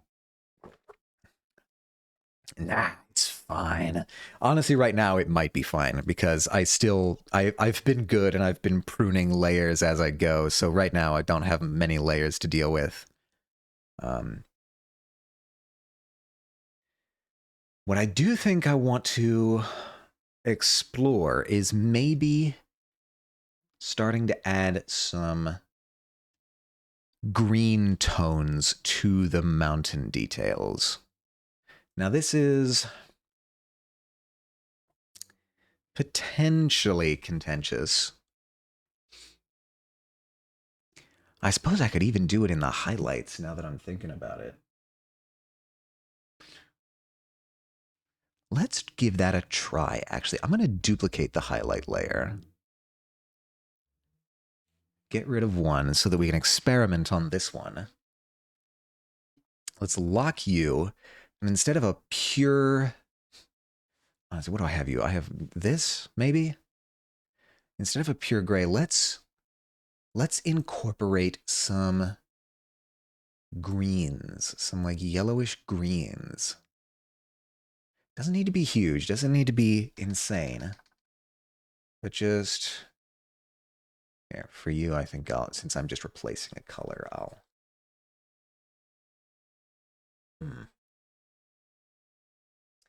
Truth be told, I don't think it did much.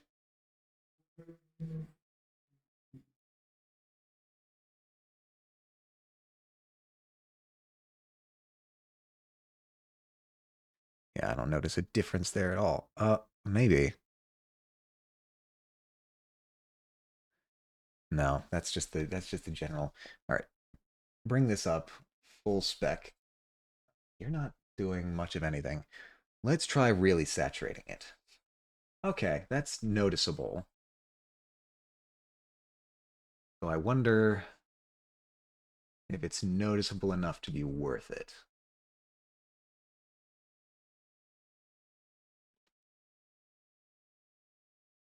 Maybe even you? No. I would need to be like fully saturated to get any kind of noticeable difference there. I don't know. It might be worthwhile.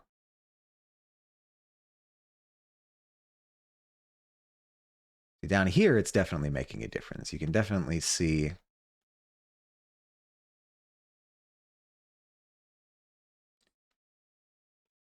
No, okay. In it, looking at it now, it's noticeably different. I'm just not sure it's quite as intense as I maybe would have wanted. But maybe that's good. Maybe I don't want to go super hardcore saturated for stuff like this.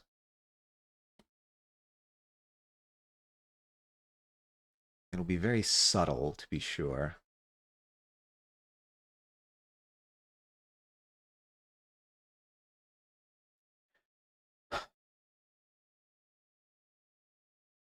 It is noticeable. That's the thing that's fucking with me, is that it is noticeable. But just barely. The fact that this color dodge is so subtle in that respect is kind of wild. If I don't clip this, what is this? Oh my god, yeah. No, you need to be clipped.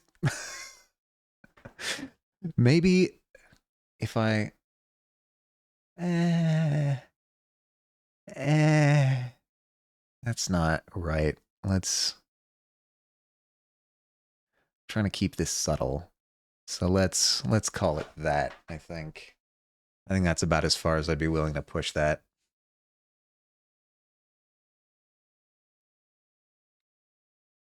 Why is it weirdly yellow now that I'm looking at it?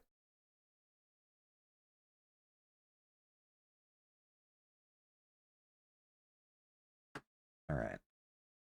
It's looking okay. The base of this mountain, I think I actually want to tweak a little bit. Let me play around here with a liquify tool and just see if I can rod this into something that's a little more to my liking.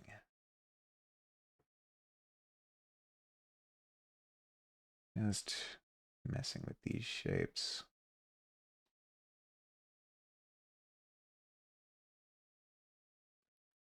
Yeah, all right. Maybe that wasn't much of a difference, but it soothed my brain in the moment.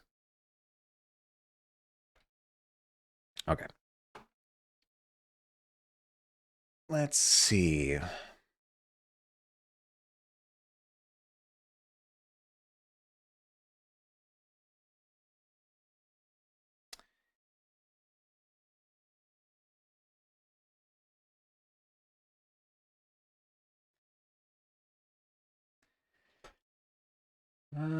Okay. Going through a mental checklist of what we want to be accomplishing eventually. We want to have a little bit of, well, not a little bit. We want to have some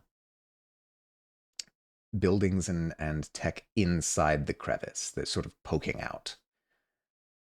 That's something that we will have to do eventually, and the time may be coming pretty soon to block that in. We also want buildings in the foreground. A lot of this area is going to be obscured by that, so that's why I'm not super pressed about getting the grass tones exactly right down here.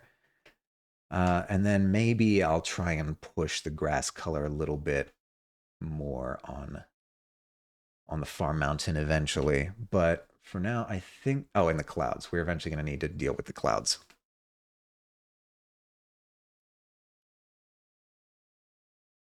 So let's actually start with blocking in some of the buildings that are going to be poking out of this mountain. Let's finally get to doing that, because that was something that we were going to have to do eventually anyway. Okay, so this mountain shape down here, what in the world layer am I on? Okay. Well, that's good. That may be a place worth investigating, putting different grass tones later. In this section here, where this strip of land goes into, goes sort of up like this, I wonder if it might be worth trying to drag that in further into the crevice. Let's get a blur tool with, or excuse me, not a blur tool, a smudge tool. Is that what they call it?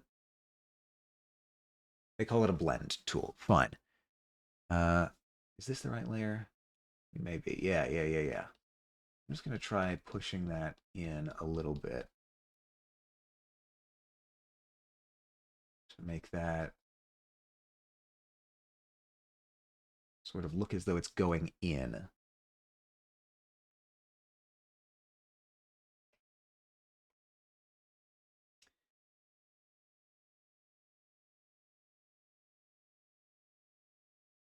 Maybe grab something similar on some of these other faces.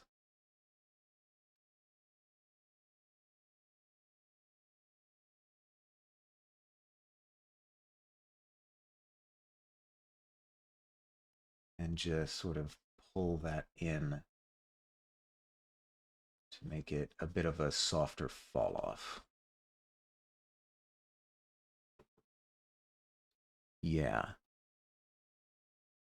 Yeah, I think I like that. And then maybe I'll do the same here. Although I actually might push you out a little bit. Imply a bit more of a hole at the base here. And honestly, that's starting to look like the river might flow into that. So maybe we play into that. Maybe we push the river further in to the crevice. Maybe we do that. Give me that. Give me not the blend tool, but this so that I can go over here and do the river more.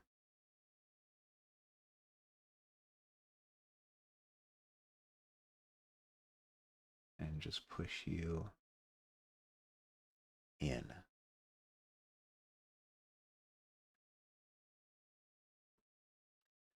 I think that might actually be a little bit too slanting. Maybe I'll just give a range here and then chip away at it. I have to get going. Thank you for the stream and have a good day. Thank you so much for stopping in, Kixie. I hope you have a wonderful rest of your day, a wonderful rest of your week as well. Good luck on the stream, and as always, stay true to yourself. This is the advice that I give always. Always stay true to yourself. If you can't stay true to yourself, who can you stay true to? All right, yeah. I think I like how that's sort of pushing into the mountain there. And since this is a sort of, I don't know, grasslands, I might just undo some of the erasing I've done here, just to, since we're probably not going to have as much vegetation as I was expecting. Yeah, that's how I think that's going to look.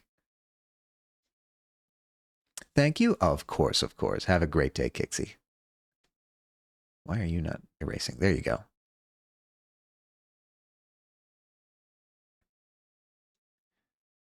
All right. Next,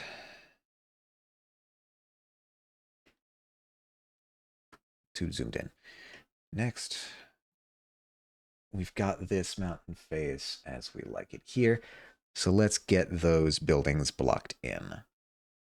I think now is the time where I should start grouping these into folders based on subject matter. So I wonder, can I? That's folder. We'll call this Sky folder. Can I move the background into a folder? Is it going to let me do that? It doesn't look like it's going to let me do that.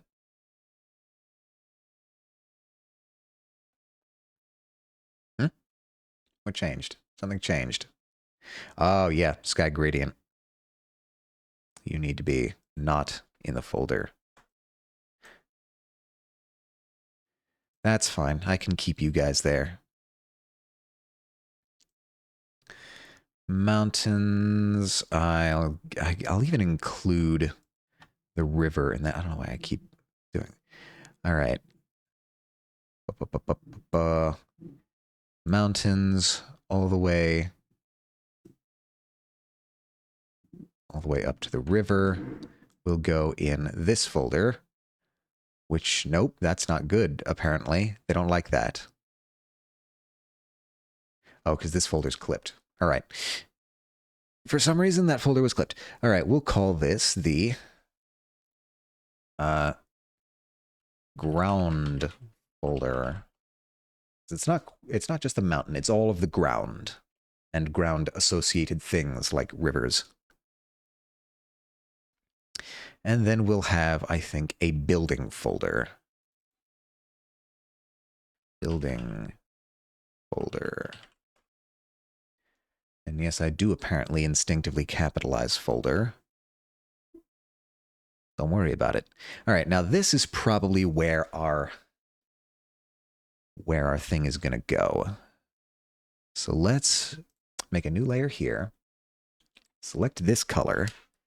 And then let's just get a flat brush, maybe. Just like have some things sticking out of this landscape, perhaps. Just come up with some weird shapes for buildings. Maybe a tall, thin one, sort of like an antenna.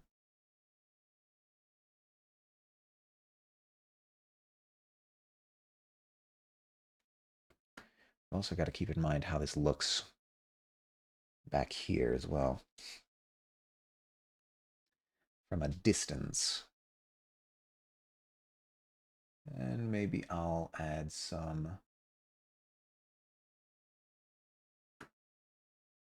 That's not super visible. I might have chosen a poor section to do that in.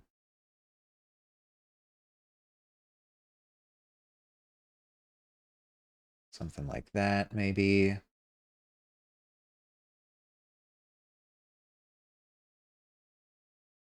Coming out of the different cracks in the mountain face.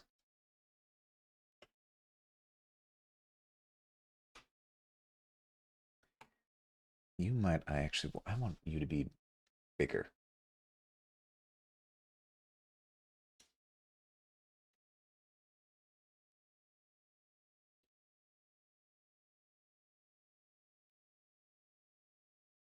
Right, how's that?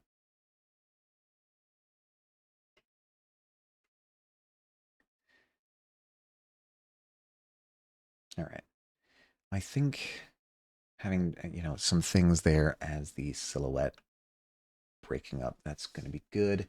Maybe I'll add one more here at the top, just sort of like a clearly artificial construction at the top here.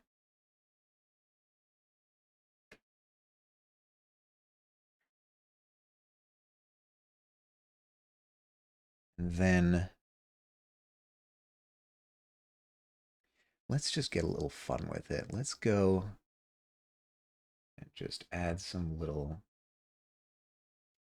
specks of light on the interior surface so that it looks like we've got windows. Might be a little bit too large.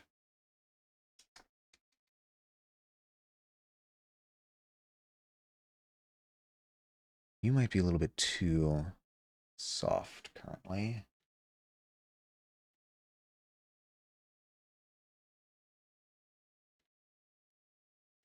Just occasional specks of light inside here as to imply the existence of buildings inside the mountain. I don't want to go too slanted in either direction. I want to remain mostly horizontal or point-like. Just so, again, not needling in a ton of detail, just giving the basic impression that there's a bunch of detail going on inside here. Now, when doing these sorts of scattering light things, one of the problems that I always find myself getting into is having either too even or too clustered a distribution of lights.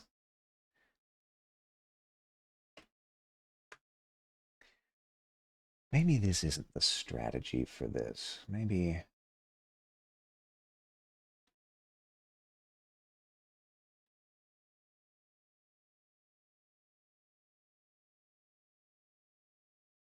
there's a better way to do this, but this is all that I can think of.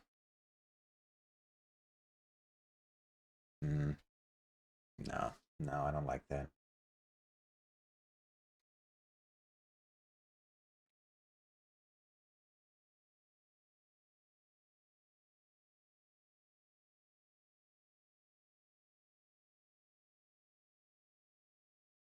Let's go back here. Accidentally erased this, so let's refill that.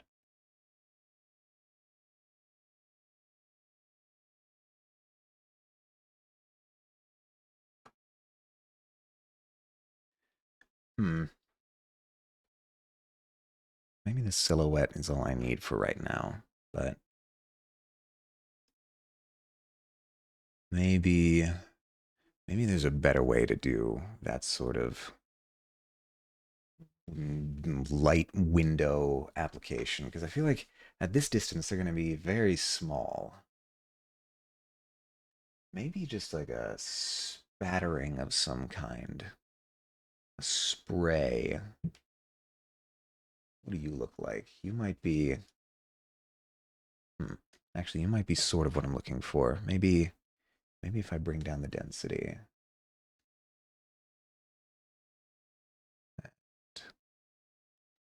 The deviation, maybe? Well, that just gives me too harsh of a line at the edge of the brush.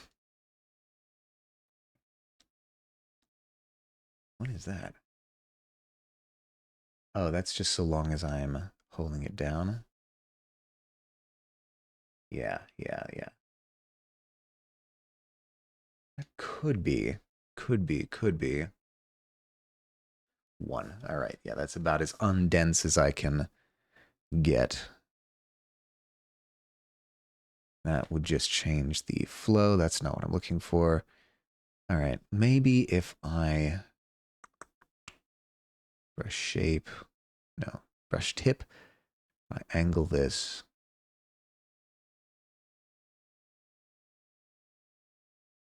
Spraying effect, particle size, direction of particle. That's what we're looking for. I get you at like, oh hell, I'll just type it in 180 degrees. We want this to be perfectly horizontal.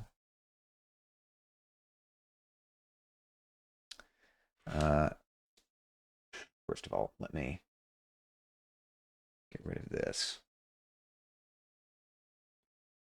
Is that not on that layer? Interesting. Is that even on the painting or is that my screen? It might just be my screen. Oh well. The point is, we've got this spraying effect now that is the wrong color. I need this to be something this a ways. Yeah, but that's way too dense.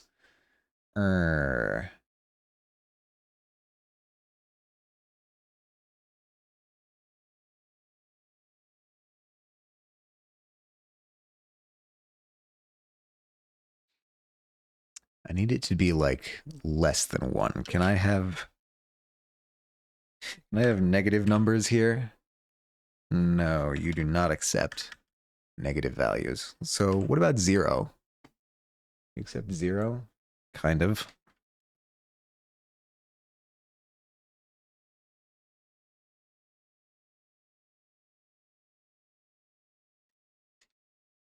Still feel like that's too dense. Is there a way I can bring that down even further? Only by doing that. It's the only way.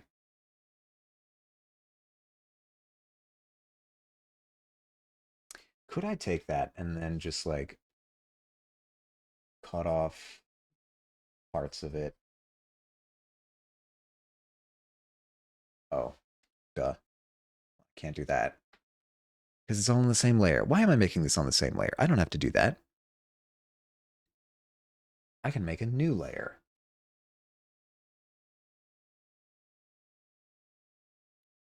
Then come here and just get rid of a lot of this.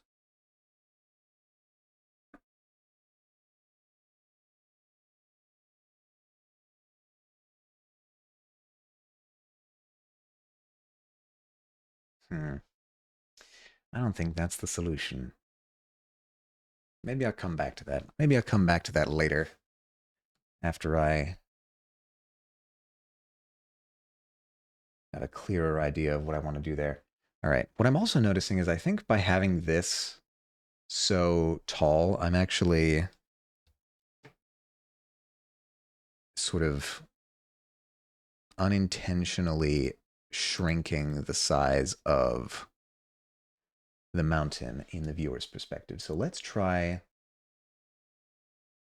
try.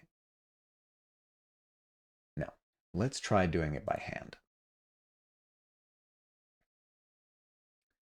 You come down.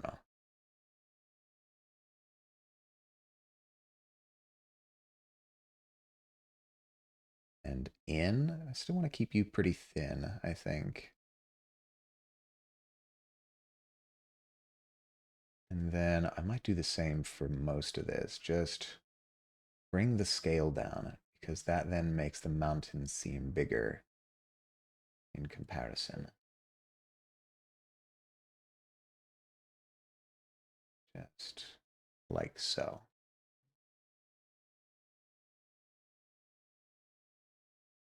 Yeah. I think most of the appearance of artifice is going to come from what I put inside the crevice rather than on the edge. But having a couple things here jutting up, artificially interrupting the natural silhouette, that might help later on.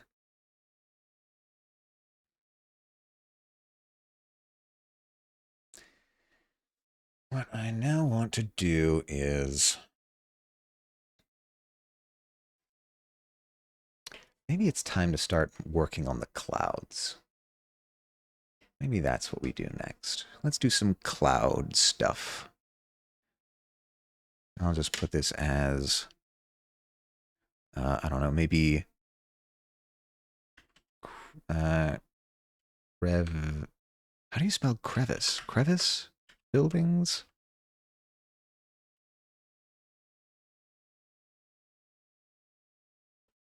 G key, thank you. There we go. I'm just going to check back here and make sure everything's still kosher. Yep, okay. We haven't had to restart the capture all but that once, so that's good for us. What I want now is the cloud stuff. So let's work on the far clouds. Let's take a brush. Let's just go hard round. Set my usual like 20% density. Maybe I'll go a little bit softer on the hardness. Maybe, 30-ish% opacity. And let's get some sort of nice highlight colors for the clouds. I'm going to create a new layer, clip it to the layer below, and just sort of start. Might be too saturated, actually.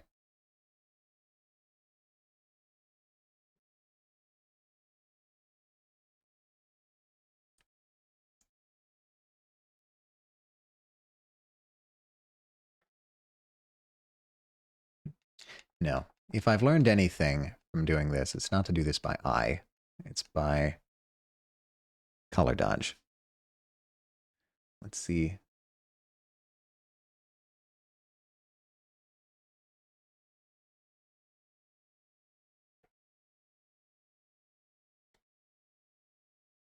How do we get some of you?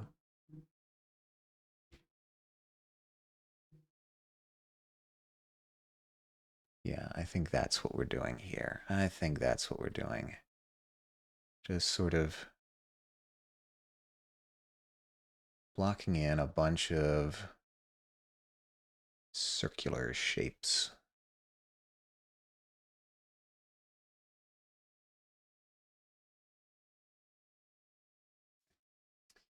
And hold on, let me get rid of what I had here because that wasn't quite matching color-wise.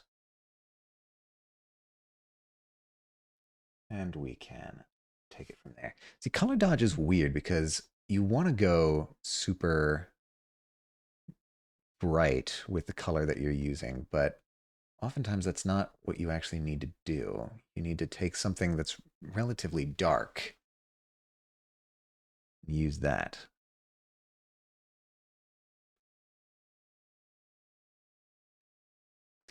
So let's just start putting in some cloud shapes. Little circles.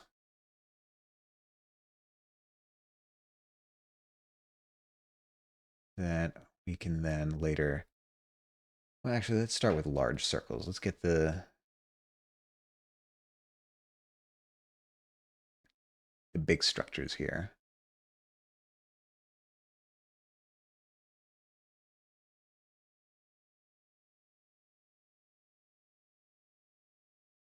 Maybe a little...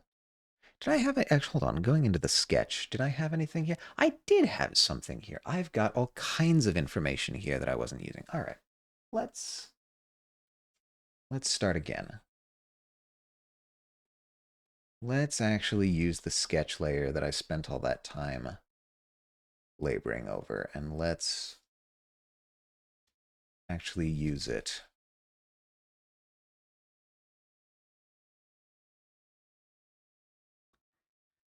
Granted, there's not a ton of information that I left myself here for this one.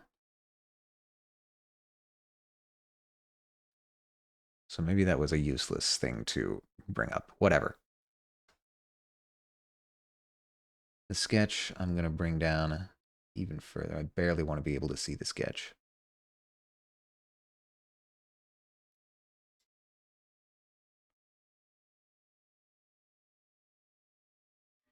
And we'll just lock this in. That's fine.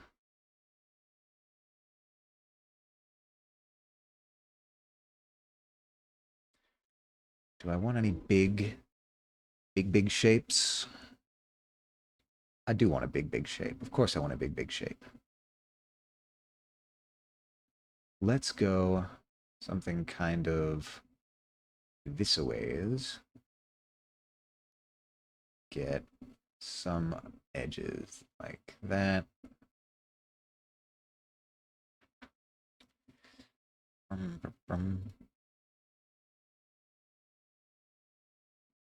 Some little fine details. I like some fine details.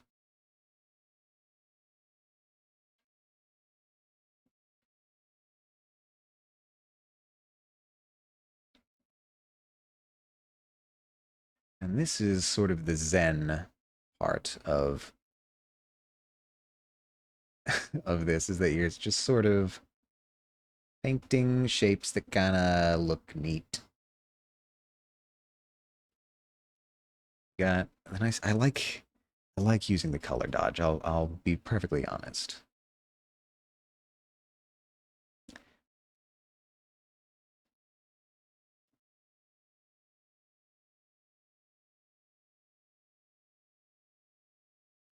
We're definitely going to have something more on the edge here.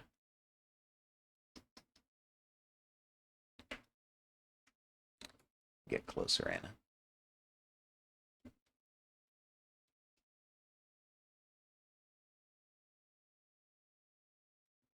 Just get maybe some broad you in there. That's fine.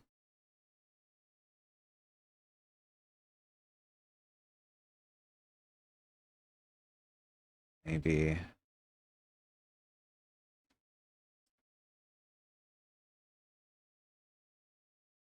I think, I don't know. Maybe I need to go... No, that's good. I like that. Me actually come down a little bit here. Be an interesting shape.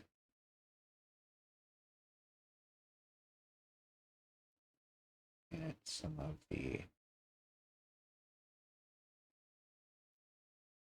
circular motion going there.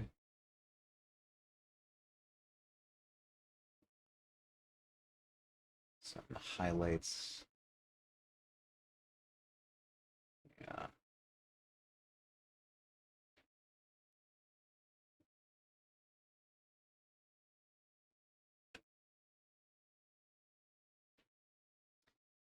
I think I want this to sort of come in gradient out like that.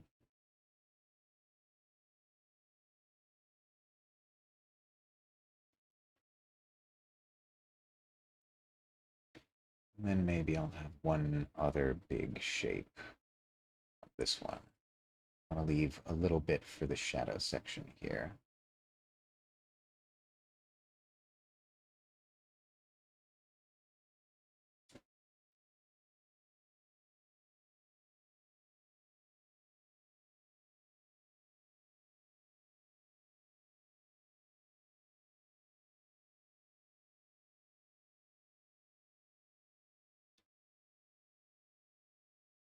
A little more tense structure here, a little more detail.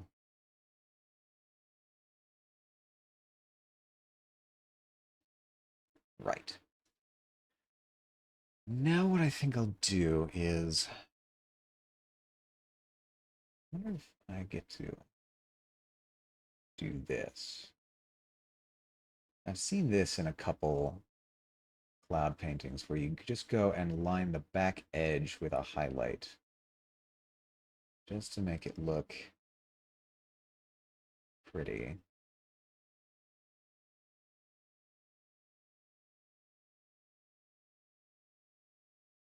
Give a little bit of separation from the sky.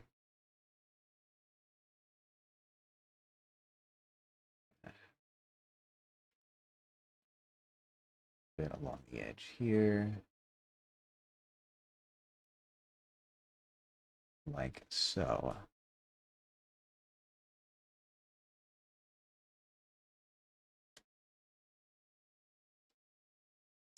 That ain't half bad, I think, for a cloud.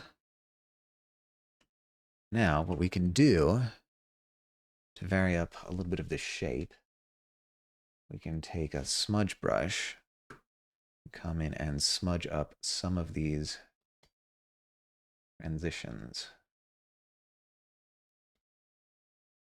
Maybe I go a little bit bigger on some. Maybe a little bit smaller on some. No, that's too much. And get an idea of which way the wind is blowing so that you can kind of preferentially blend in that direction.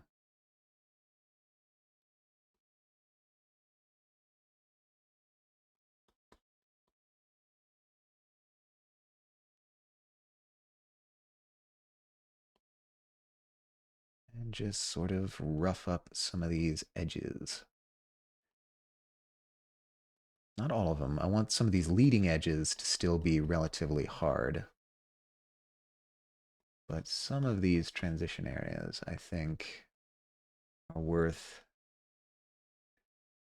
roughing up a little bit.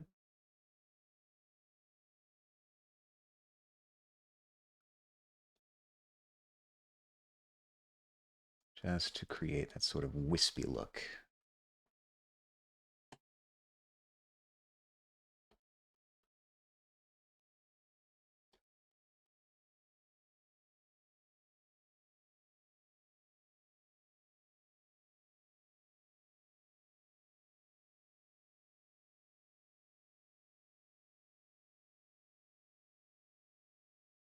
Oh, that's the sketch layer. All right. I was looking at the sketch layer. I was seeing tones that I didn't put there, messing me up.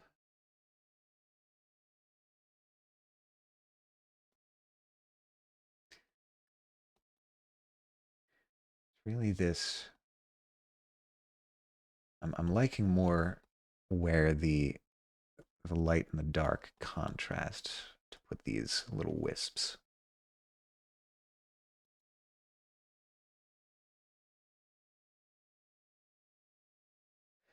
And then I think maybe the structure itself. No, I need to unlock you.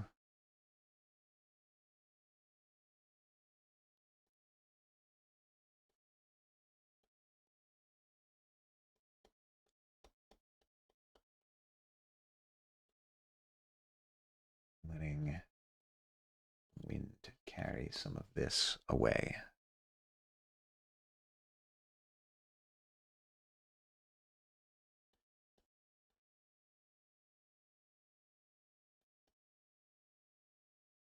And maybe I'll come through and add some more of that color dodge. Or maybe not, actually. Hold on, how does that look? That looks fine, I think. Um, maybe some of this leading edge yeah, that looks kind of cool. It's just some places. I don't want to go too nuts. Yeah. Okay, so that's, I think, fine. Let me... Not bad, he says. All right. I don't know. I sort of get lost in the sauce sometimes. Bring that down a little bit. Oh, Clip Studio's not gonna like that one. Clip Studio's not gonna like that one. Okay, I think it's gonna survive.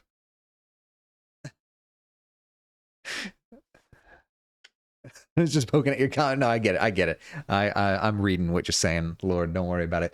Okay, so just for reference, my hands are completely off the computer right now. Clip Studio is chugging along a little bit. There we go.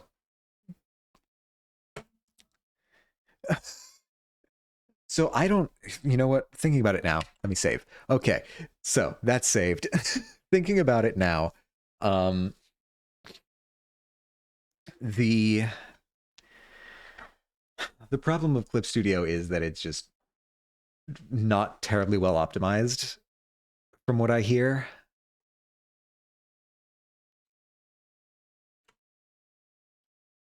So if you're the doing anything on a large scale with a canvas that's 4,000 by 2,000 is already going to make it chug. Even just like painting with a somewhat broad brush on a canvas this size makes it chug. But the thing, Liquify is also kind of computationally intensive. So doing both at the same time, doing a big Liquify on a big canvas is going to make it uh, stutter pretty significantly.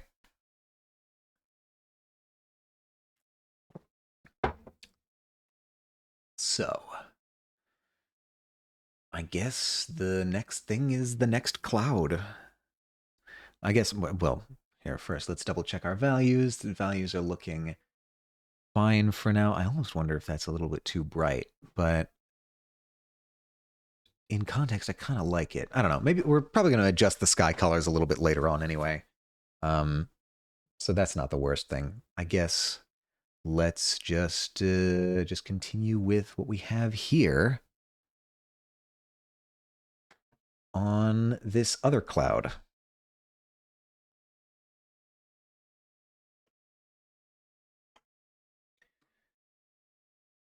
Moving back to the color dodge layer. Yeah, I'm starting to become a big fan of color dodge. In case you couldn't tell, I'm starting to really like painting with a color dodge layer, just so that I don't know, I don't need to worry about getting the math right on the light and the color. I can just sort of pick the color of light I want and start painting the light on there, and it'll just sort of work. That was too close to the edge. Too close to the edge. He said, doing the exact same thing again. All right.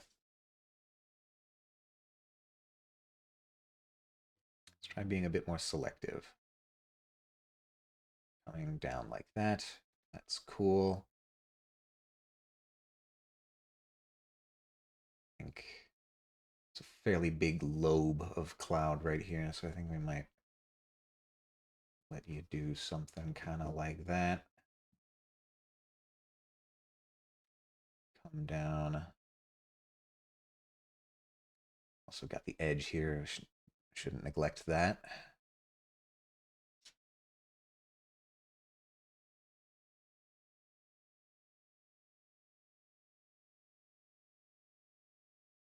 Maybe get some more detail in here. You two can connect. That's fine. I've got no problem with that.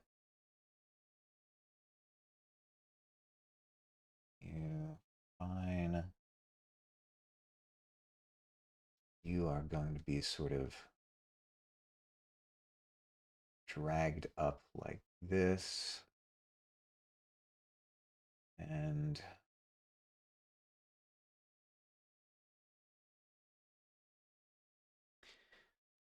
maybe this extends a little bit inwards. That's something that I should probably do in the I don't know what to call it, the wisping phase.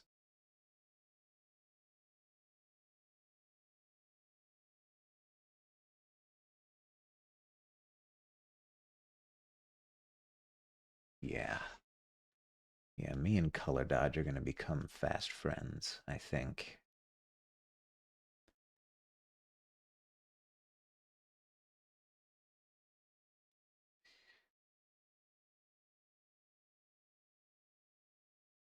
Just coming along and getting that edge. Okay. I think I like that. I think I'm actually going to knock some of this back now that I look at it. Maybe, I don't know, get some contrast in there for later when we start pulling that around.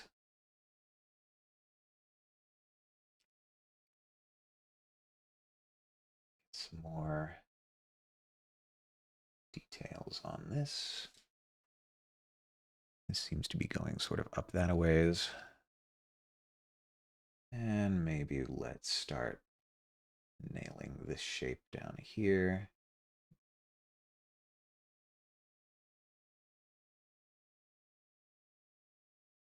Get some of that.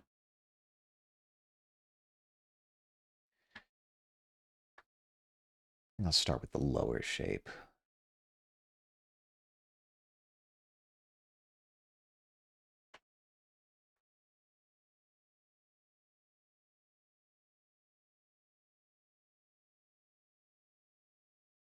Maybe.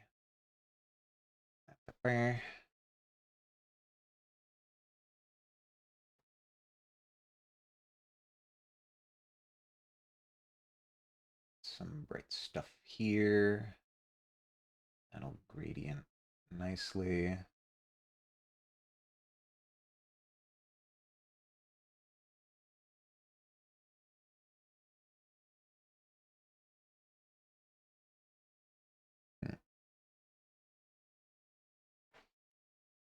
Maybe if I shrink this down a little bit, I might have more control here. Yeah.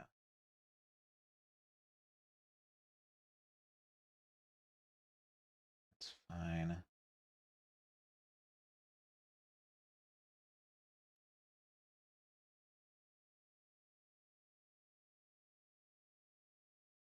Okay.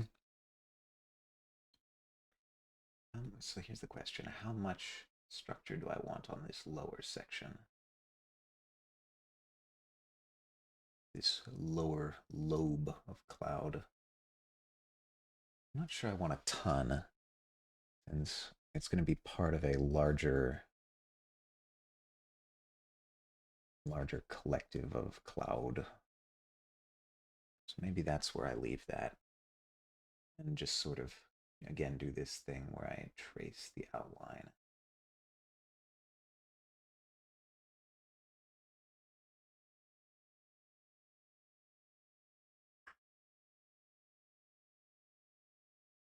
Maybe tracing the outline for some of this stuff in here wouldn't be bad either, just to firm it up. But all right, I think that lower section is good. Maybe I might go like a bit like that, just so it's not a super boring edge. And then next thing is this section here.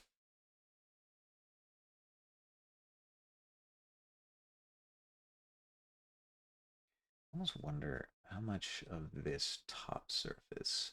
I know I've completely jumped to a different section of the clouds, but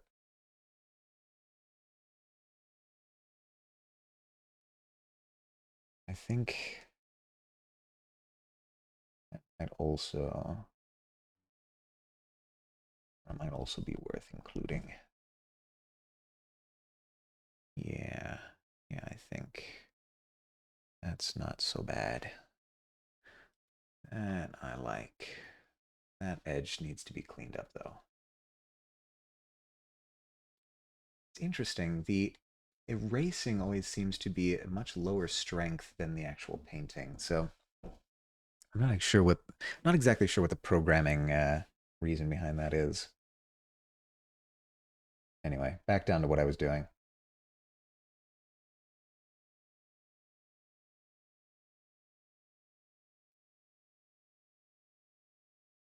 Since I want this to appear in front of the other, I might knock this back a bit and try not to extend too far down.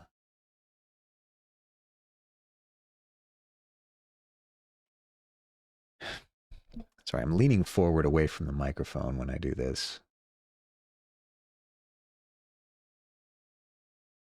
I should be more careful about where I'm speaking so that you're not missing anything that I'm saying because I'm speaking kind of softly.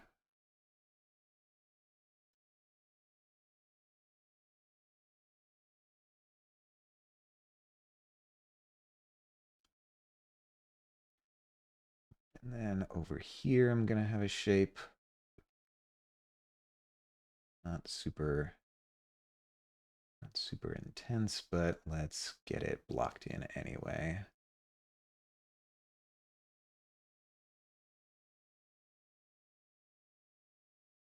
All right. I think I'm really happy with that. Let me just get that edge light in because I do like my edge lights. I think they are one of my favorite details to add on something. So let me actually. That was too much. That was too much edge light. I got ahead of myself.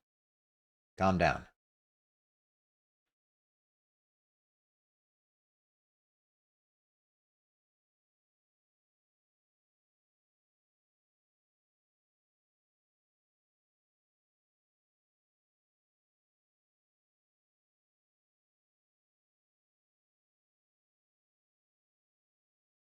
Okay. That's looking pretty good. And now let's start doing some smudging at the terminus of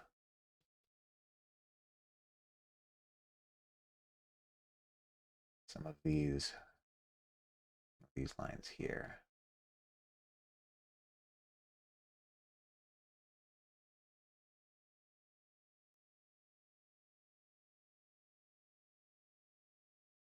Blending some of these out, especially stuff like this.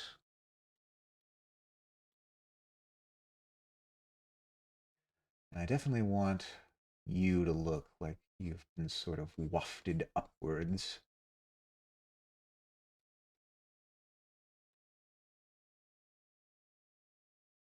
But that's all fine and good. Never mindlessly, never do it mindlessly, but some of these should be blended as well. I'm not sure what to do with you. I'm not sure what you're supposed to look like. Maybe I'll blend just sort of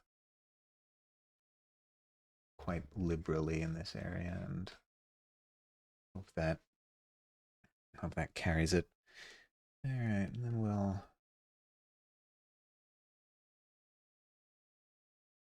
make some of that.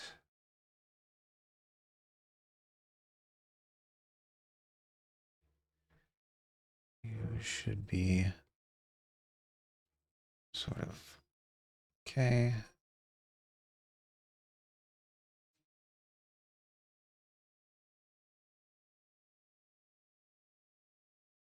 You should definitely need to have some shadow in this part to make it look like it's coming underneath, but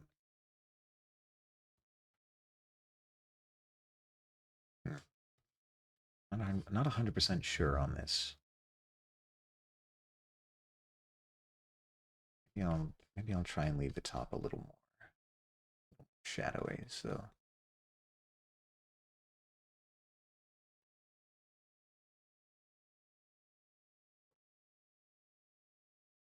Okay. It's looking good. I'll take some of you out this a ways. Get rid of the sketch so that I can see what I'm doing. Maybe I think I'll apply a general lightening of some of these areas down here. No, that's too much. I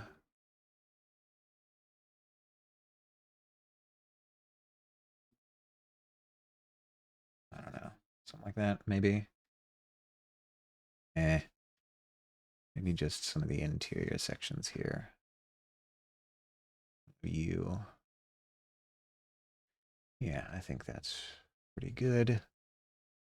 Fall off here.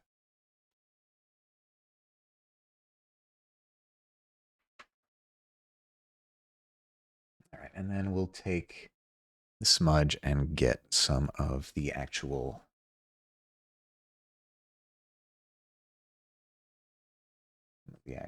structure of it. It might be too much.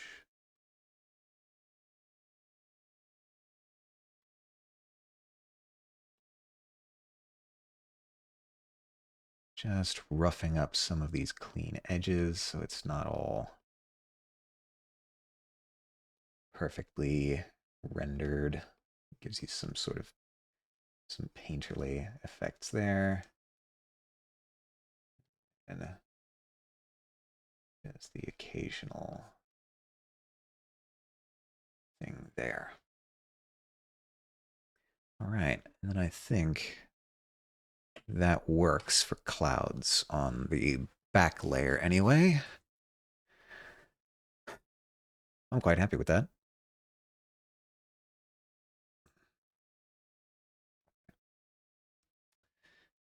Maybe I don't know, tweak some of this back here as I'm more in the wide and see. It's just maybe I maybe went a little bit too harsh on some of this directional blending here. Maybe I can rough some of that back up. Either way, it's not the worst. It's yeah.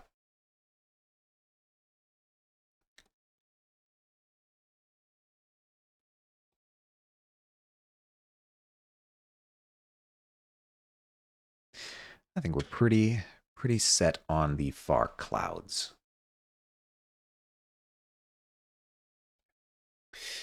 Now, where to go next? Do we want to go to the near clouds? I think that's probably where we want to go. I wonder if now might be a good time to start adjusting these sky gradients. Maybe I want to go a bit more like that. Again, we need to be careful. We're not muddying up our values. We're getting close here. This is still a distinctive edge, but I think that might be somewhat by accident. Maybe instead, I'll desaturate you somewhat. No, that's the opposite effect I want. Maybe I'll resaturate you somewhat. Still not quite what we're going for. Maybe I'll bring you up. All right, that's not bad. How does that look? Not terrible, actually. So let's take this sky gradient here. What color do I have this set as? Was it this? Yeah, it might be a little bit. I might push this even just a little bit further towards the yellow. Just a little bit further. And unfortunately, that means we're going to have to go and back in here. We're going to have to let Clip Studio chug a little bit. So maybe just for safety's sake, do a save. Get some more of that color.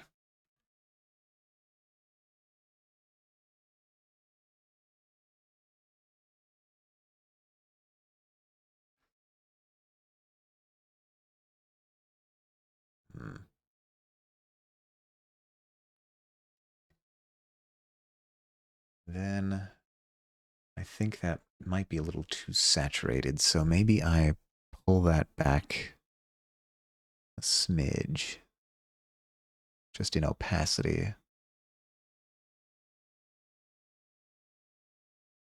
Yeah. Yeah, I think I like that. Okay.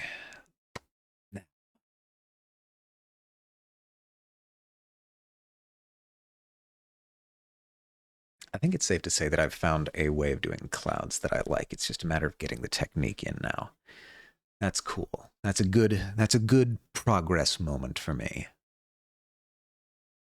Now, exactly what I want to do with these foreground clouds has never been totally clear. Do I want to have the foreground clouds? That's the first decision we need to make.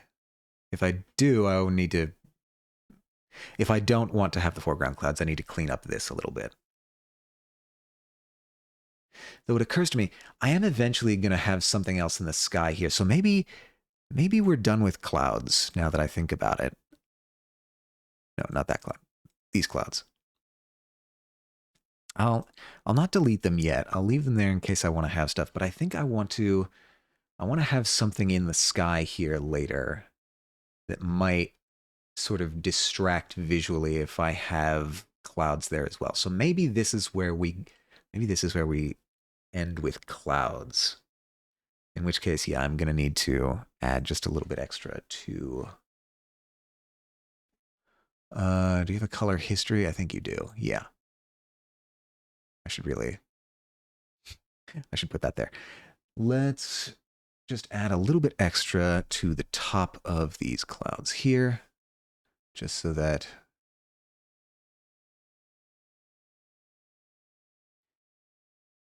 it is fully complete, and I do not need to worry about that for the rest of the painting. Get the edge light in here. Oh, you know I love my edge lights. You know I love them. Can never resist an edge light, me. Bit more there. Okay, and we'll take the smudge tool and just bring some of that out. And same with the actual structure.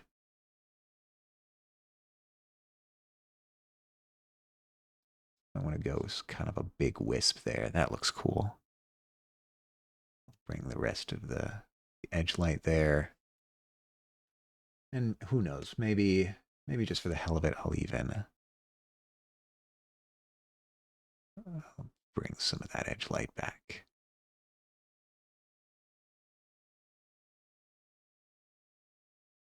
Just as a treat. Yeah, okay. Oh, we have an ad coming in 3 minutes, and honestly, it's getting about the time when I would normally stop anyway. We've reached a good stopping point, so I think I might just snooze that ad, and we'll call it a day, and we'll just, we'll raid out. I think that's a good stopping point for today. Man, I'm happy with a lot of the progress that we've made today. We've gotten beautiful, beautiful clouds. I'm liking the detail on the mountain and the atmosphere, the atmospheric perspective that we're getting from that as well. So, yeah. Good stuff, if I do say so myself. Oh boy, oh boy. Let's see. It's almost night and day differences. I've been thinking like I should have taken screenshots at the end of each of the streams that I've done. Maybe I can still do that. I don't know. Can I like if I turn that off? Yeah, I mean that's still basic cloud shapes, but I think the better way to do it would probably just go back through the VODs and take screenshots, honestly. So maybe that's what I'll do. I'll do like a progress after each stream thing. That would be kind of fun to do. Anyway, point is, let's go find someone to raid. The time has come.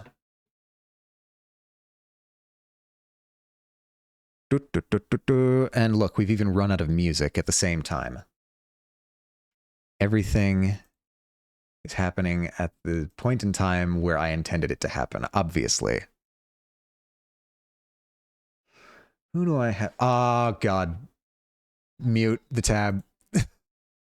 Mute the tab, I said. Thank you. Ow. Pardon me. I didn't mean to scream in your ear like that, but my own ear was getting screamed into. Let's see. What do we have? What do we have today? You know, Kixie just started streaming. Maybe we raid Kixie.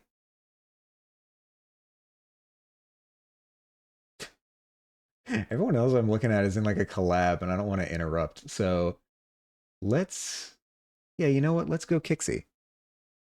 She was in here earlier. She's a regular. We love to see Kixie around. So let's go carry the love on to Kixie.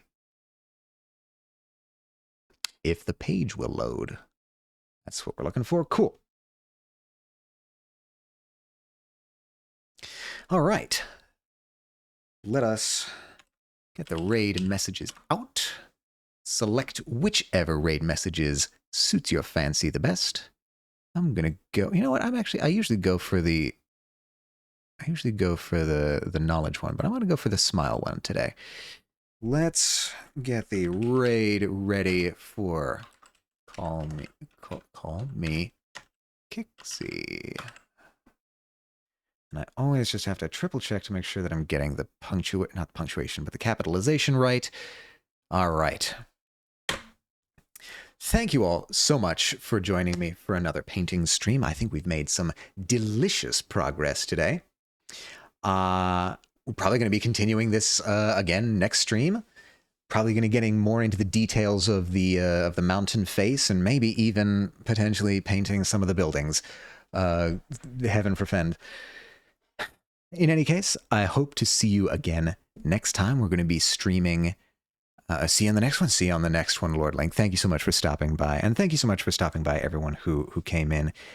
Whether you lurked, whether you chatted, it's always good to see you. I'm going to be streaming again next Saturday, 1 p.m. EST. I hope to see you all again there. If not, I hope you have a wonderful rest of your day, a wonderful rest of your week. And as always, stay true to yourselves, everyone.